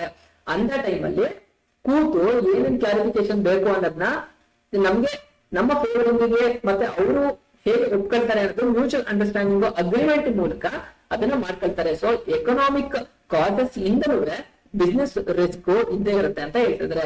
ಇನ್ನ ಅದರ್ ಕಾಸಸ್, ಫೈರ್ ಆಗ್ಬಿಡ್ಬೋದು, ಯಾವಾಗ್ಲೂ ಬೆಂಕಿ ಎತ್ಕೊಂಡು ಹಾಳಾಗ್ಬಿಡ್ಬೋದು, ಅಥವಾ ಎಲ್ಲಾರು ಕೂಡ ಎಂಪ್ಲಾಯಿಗಳು ಒಟ್ಟಿಗೆ ಬಿಟ್ಟೋಗೋದಾಗಿರ್ಬೋದು, ಅಥವಾ ಮಾರ್ಕೆಟ್ ಅಲ್ಲಿ ಏನಾಗುತ್ತೆ, ನಿಮ್ಗೆ ಒಬ್ರು ಕಾಂಪಿಟೇಟರ್ ಯಾರೋ ಬಂದ್ಬಿಟ್ಟು ಅದನ್ನ ಫುಲ್ ಕಮ್ಮಿ ರೇಟಿಗೆ ಕೊಟ್ಬಿಟ್ರು ಅಂತ ಅಂದಾಗ ನಿಮ್ಮ ಐಟಮ್ಗೆ ಮಾರ್ಕೆಟ್ ಅಲ್ಲಿ ವ್ಯಾಪಾರ ಕಡಿಮೆ ಆಗ್ಬಿಡ್ಬೋದು. ಸೊ ಇದೆಲ್ಲವೂ ಬಿಸ್ನೆಸ್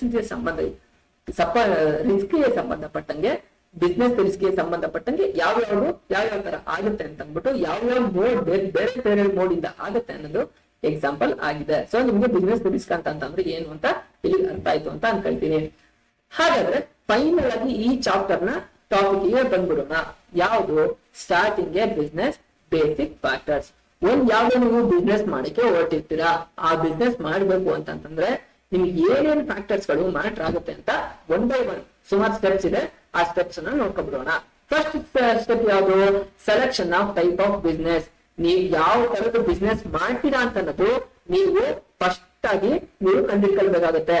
ನೀವು ಹೋಟೆಲ್ ಮಾಡ್ತೀರಾ, ಹೋಟೆಲ್, ಕ್ಲಾತ್ ಇಂಡಸ್ಟ್ರಿ ಮಾಡ್ತೀನಿ ಅಂದ್ರೆ ಕ್ಲಾತ್ ಇಂಡಸ್ಟ್ರಿ, ಅಥವಾ ಒಂದು ಸ್ಟೇಷನರಿ ಅಂಗಡಿ ಇಟ್ಕೊಳ್ತೀನಿ, ನಿಮಗೆ ಬಿಸ್ನೆಸ್ ಡಿಪೆಂಡ್ ಅಪಂದು ಅದು ಯಾವ ದೊಡ್ಡ ಲೆವೆಲ್ ಎಲ್ಲಾರು ಆಗಿರ್ಬೋದು, ಒಂದು ದೊಡ್ಡ ಇಂಡಸ್ಟ್ರಿನೇ ಆಗಿರ್ಬೋದು. ಅದು ನೀವು ಫಸ್ಟ್ ಏನ್ ಮಾಡ್ಬೇಕು, ನಾನು ಯಾವ ಸೈಜ್ ಬಿಸ್ನೆಸ್ ನ ಯಾವ ಟೈಪ್ ಆಫ್ ಸರ್ವಿಸ್ ಅಲ್ಲಿ ಬಿಸ್ನೆಸ್ ಮಾಡ್ತೀನೋ, ಅಥವಾ ಗೂಡ್ಸ್ ಅನ್ನ ಕೊಡ್ತೀನೋ, ಈ ತರ ಬಿಸ್ನೆಸ್ ಮಾಡ್ತೀನಿ ಅಂತ ಫಸ್ಟ್ ನೀವು ಡಿಸೈಡ್ ಮಾಡ್ಕೊಳ್ಬೇಕಲ್ಲ. ಫಸ್ಟ್ ಸೆಲೆಕ್ಟ್ ಮಾಡ್ಕೊಳ್ಬೇಕಾಗತ್ತೆ. ಅದಾದ್ಮೇಲೆ ಸೈಜ್ ಆಫ್ ಬಿಸ್ನೆಸ್, ಯಾವ ಲೆವೆಲ್ಗೆ ಎಷ್ಟು ಬಜೆಟ್ ಅಲ್ಲಿ. ಈಗ ಕೋಟಿಗಟ್ಟಲೆ MSME ಅಂತಂದ್ರೆ small and medium, small level ಅಲ್ಲಿ ಮಾಡ್ಬೇಕಾ, ಅಥವಾ ಮೀಡಿಯಂ ಲೆವೆಲ್ ಅಲ್ಲಿ ಮಾಡ್ಬೇಕಾ, ಅಥವಾ ಲಾರ್ಜ್ ಲೆವೆಲ್ ಅಲ್ಲಿ ತುಂಬಾ ಅಮೌಂಟ್ ನ ಇನ್ವೆಸ್ಟ್ ಮಾಡಿ ಮಾಡ್ಬೇಕಾ ಅಂತ ಅನ್ನೋದು ಸೈಜ್. ಯಾವ ಲೆವೆಲ್ ಅಲ್ಲಿ ಎಷ್ಟು ಸೈಜ್ ಬಿಸ್ನೆಸ್ ಮಾಡ್ಬೇಕು ಅನ್ನೋದು ಸೆಕೆಂಡ್ ಮೇನ್ ಟಾಪಿಕ್, ನಿಮ್ಗೆ ಬೇಸಿಕ್ ಫ್ಯಾಕ್ಟರ್ ಆಗಿರುತ್ತೆ. ಥರ್ಡ್ ಬೇಸಿಕ್ ಫ್ಯಾಕ್ಟರ್ಸ್ ಏನಂತಂದ್ರೆ location of the business enterprises. ಬರೀ ನಮ್ಮ ಡಿಸ್ಟಿಕ್ ಅಲ್ಲಿ ಒಂದೇ ಕಡೆ ನಾವು ಬ್ರಾಂಚ್ ಅನ್ನು ಓಪನ್ ಮಾಡ್ದ, ಅಕ್ರಾಸ್ ಸ್ಟೇಟ್ ಓಪನ್ ಮಾಡ್ಬಿಡೋಣ ಎಲ್ಲಾ ಡಿಸ್ಟಿಕ್ ಅಲ್ಲೂ, ಅಥವಾ ಅಕ್ರಾಸ್ ಎಲ್ಲಾ ಸ್ಟೇಟ್ ಅಲ್ಲೂ, ಇಡೀ ನಮ್ಮ ಇಂಡಿಯಾದಲ್ಲಿ ಇರ್ತಕ್ಕಂತಹ ಎಲ್ಲಾ ಸ್ಟೇಟ್ ಗಳಲ್ಲೂ ಓಪನ್ ಮಾಡ್ಬಿಡೋಣ ಬ್ರಾಂಚ್, ಅಥವಾ ಫಾರಿನ್ಗೂ ನಾವೇನಾದ್ರೂ ಬಿಸ್ನೆಸ್ ಮಾಡೋಣ ಅಂತ ಅಂದ್ಬಿಟ್ಟು ಎಲ್ಲೆಲ್ಲಿ ಲೊಕೇಶನ್ ಮಾಡ್ಕೊಳ್ತಿರ್ವಲ್ಲ, ಅದು 3ನೇ ಫ್ಯಾಕ್ಟರ್ ಆಗಿರುತ್ತೆ. ಒಂದು, ಯಾವ ಬಿಸ್ನೆಸ್ ಮಾಡ್ತೀನಿ ಅಂತ ಅನ್ನೋದು, ಯಾವ ಲೆವೆಲ್ ಅಲ್ಲಿ ಅಂತಂದ್ರೆ ಯಾವ ಸೈಜಿಗೆ ಬಿಸ್ನೆಸ್ ನ ಎಷ್ಟು ಕ್ಯಾಪಿಟಲ್ ಹಾಕಿ ಮಾಡ್ತೀನಿ ಅಂತ ಅನ್ನೋದು. 3ನೇದು, ಯಾವ ಲೊಕೇಶನ್ ಅಲ್ಲಿ ನಾನು ಬಿಸ್ನೆಸ್ ನ ರನ್ ಮಾಡ್ತೀನಿ ಅಂತ ಅನ್ನೋದಾಗಿರ್ಬೋದು. 4ನೇ ಪಾಯಿಂಟ್, ಫೈನಾನ್ಸ್ ಇಂದ ಪ್ರಪೋಸಿಷನ್. ನೀವು ಏನಾಗುತ್ತೆ, ಅದಕ್ಕೆ ಅಮೌಂಟ್ ಬೇಕಾಗುತ್ತೆ, ಹೌದಲ್ವಾ? ಆ ಅಮೌಂಟ್ ನ ನೀವು ಬೇರೆ ಬೇರೆ ಮೋಡಲ್ಲಿ ತಗೊಳ್ಬೇಕಾಗತ್ತೆ. ಈಗ ನೀವು ಒಂದಷ್ಟು ಯಾವ್ದೋ ಒಂದು ಸಣ್ಣ ಬಿಸ್ನೆಸ್ ಮಾಡಕ್ಕೆ ಅಂತ ಹೊರಟಿದ್ದೀರಿ ಅಂತಂದ್ರೆ ಅದಕ್ಕೊಂದು 10 ಲಕ್ಷ ರೂಪಾಯಿ ಇನ್ವೆಸ್ಟ್ಮೆಂಟ್ ಬೇಕು ಅಂತ ಅನ್ಕೊಳ್ಳಿ. 10 ಲಕ್ಷ ರೂಪಾಯಿ ನಿಮ್ಮ ಹತ್ರ ಒಂದು 5 lakh rupees ಇರುತ್ತೆ, 5 lakh or 6 lakh rupees ಇರುತ್ತೆ ಅಂತ ಅಂದ್ಬಿಟ್ಟು ಒಂದು ಎಕ್ಸಾಮ್ ತಗೊಳ್ಳಿ.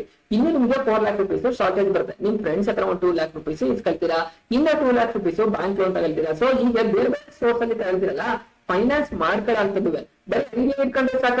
ಐಡಿಯಾ ಇದ್ರೆ ಆಗಂಗಿಲ್ಲ, ಕ್ಯಾಪಿಟಲ್ ಅರೇಂಜ್ ಮಾಡ್ಕೊಳ್ಬೇಕು. ಕ್ಯಾಪಿಟಲ್ ಇತ್ತು ಅಂತಂದ್ರೆ ಎಲ್ಲೆಲ್ಲಿ ಓಪನ್ ಮಾಡೋಣ ಅಂತ ಆಗ್ಬೋದು.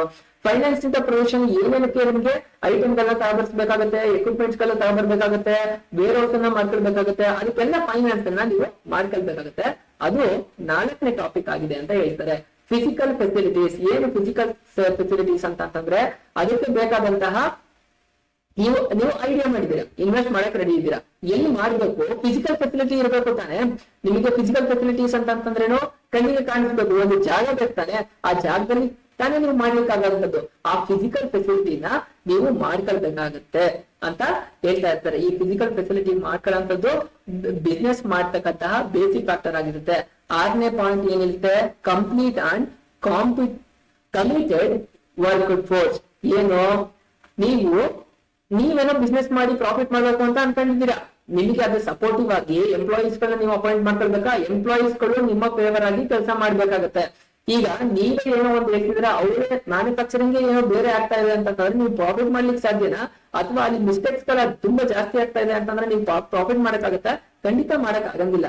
ಸೊ ಹಾಗಾಗಿ ಕಮಿಟೆಡ್ ಇರ್ತಕ್ಕಂತಹ ವರ್ಕ್ ಫೋರ್ಸ್ ನಿಮ್ಮ ಬಿಸ್ನೆಸ್ ಅಲ್ಲಿ ಇರ್ಬೇಕಾಗುತ್ತೆ. ವರ್ಕ್ ಫೋರ್ಸ್ ಅಂತಂದ್ರೆ ಎಂಪ್ಲಾಯೀಸ್ ಗಳು ನಿಮ್ಮ ಕಮಿಟೆಡ್ ಆಗಿರೋದು, ಕಾಂಪಿಟೆಂಟ್, ಬೇರೆಯವ್ರಿಗಿಂತ ತುಂಬಾ ಸ್ಕಿಲ್ಫುಲ್ ಆಗಿರೋಂಥವ್ರು ನಿಮ್ಮ ಬಿಸ್ನೆಸ್ ಅಲ್ಲಿ ಇರ್ಬೇಕಾಗತ್ತೆ ಅಂತ ಅಂದ್ಬಿಟ್ಟು ಹೇಳ್ತಾ.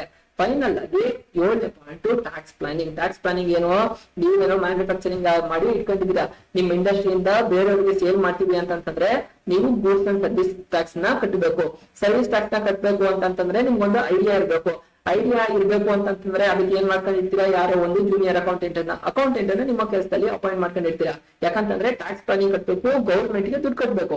ಸೊ ಹಾಗಾಗಿ ಟ್ಯಾಕ್ಸ್ ಪ್ಲಾನಿಂಗ್ ಮಾಡಿ, ನಾನು ಈಗ ಇಷ್ಟನ್ನ ಇನ್ವೆಸ್ಟ್ ಮಾಡಿದೀನಿ, ಇಷ್ಟೆಲ್ಲ ಖರ್ಚು ಮಾಡಿದೀನಿ, ಅದಾದ್ಮೇಲೆ ಟ್ಯಾಕ್ಸ್ ಕಟ್ಟಿ ಬೇರೆಯವ್ರಿಗೆ ವ್ಯಾಪಾರ ಮಾಡ್ತಿದೀನಿ, ಇಷ್ಟು ಅಮೌಂಟ್ ನಲ್ಲಿ ನನಗೆ ಇಷ್ಟು ಪ್ರಾಫಿಟ್ ಬರುತ್ತೆ ಅಂತ ಅಂದ್ಬಿಟ್ಟು ಕಟ್ಟಿ, ಮತ್ತೆ ಗೌರ್ಮೆಂಟ್ ಎಷ್ಟು ಕಟ್ಟಿದ್ರೆ ನನಗೆ ಎಷ್ಟು ಉಳಿಯುತ್ತೆ ಅನ್ನೋದಕ್ಕೆ ಎಲ್ಲವನ್ನೂ ನಾವು ಪ್ಲಾನ್ ಮಾಡ್ಕೊಳ್ಬೇಕಲ್ಲ. ಟ್ಯಾಕ್ಸ್ ಪ್ಲಾನಿಂಗ್ ಅಂತ ಅನ್ನೋದುವೆ ಬಿಸ್ನೆಸ್ ಸ್ಟಾರ್ಟ್ ಮಾಡುವುದರ ಒಂದು ಬೇಸಿಕ್ ಫ್ಯಾಕ್ಟರ್ ಆಗಿದೆ ಅಂತ ಹೇಳ್ತಾ ಇದ್ರೆ. ಇನ್ನ 8th ಪಾಯಿಂಟ್ ಯಾವ್ದು ಅಂದ್ರೆ ಲಾಂಚಿಂಗ್ ದ ಎಂಟರ್ಪ್ರೈಸ್. ಎಲ್ಲ ಆಲೋಚನೆ ಮಾಡಿ ಯಾವ ಬಿಸ್ನೆಸ್ ಮಾಡ್ಬೇಕು, ಯಾವ ಲೆವೆಲ್ ಅಲ್ಲಿ ಕ್ಯಾಪಿಟಲ್ ಇನ್ವೆಸ್ಟ್ ಮಾಡ್ಬೇಕು, ಎಲ್ಲೆಲ್ಲಿ ಬ್ರಾಂಚ್ ಗಳನ್ನ ಓಪನ್ ಮಾಡ್ಬೇಕು, ಫೈನಾನ್ಸಿಯಲ್ ಪೊಸಿಷನ್ ನ ಯಾವ ತರ ಇಟ್ಕೊಳ್ಬೇಕು, ಫಿಸಿಕಲ್ ಫೆಸಿಲಿಟಿನ ಯಾವ ತರ ಒಂದ್ ಕಡೆಗೆ ಮಾಡಿ ಇಟ್ಕೊಳ್ಬೇಕು, ಕಮಿಟೆಡ್ ವರ್ಕ್ ಫೋರ್ಸ್ ನ ಹೇಗೆ ತಗೊಂಡು ಇಟ್ಕೊಳ್ಬೇಕು, ಎಂಪ್ಲಾಯ್ಗಳನ್ನ ಟ್ಯಾಕ್ಸ್ ಪ್ಲಾನಿಂಗ್ ಮಾಡ್ಬೇಕು.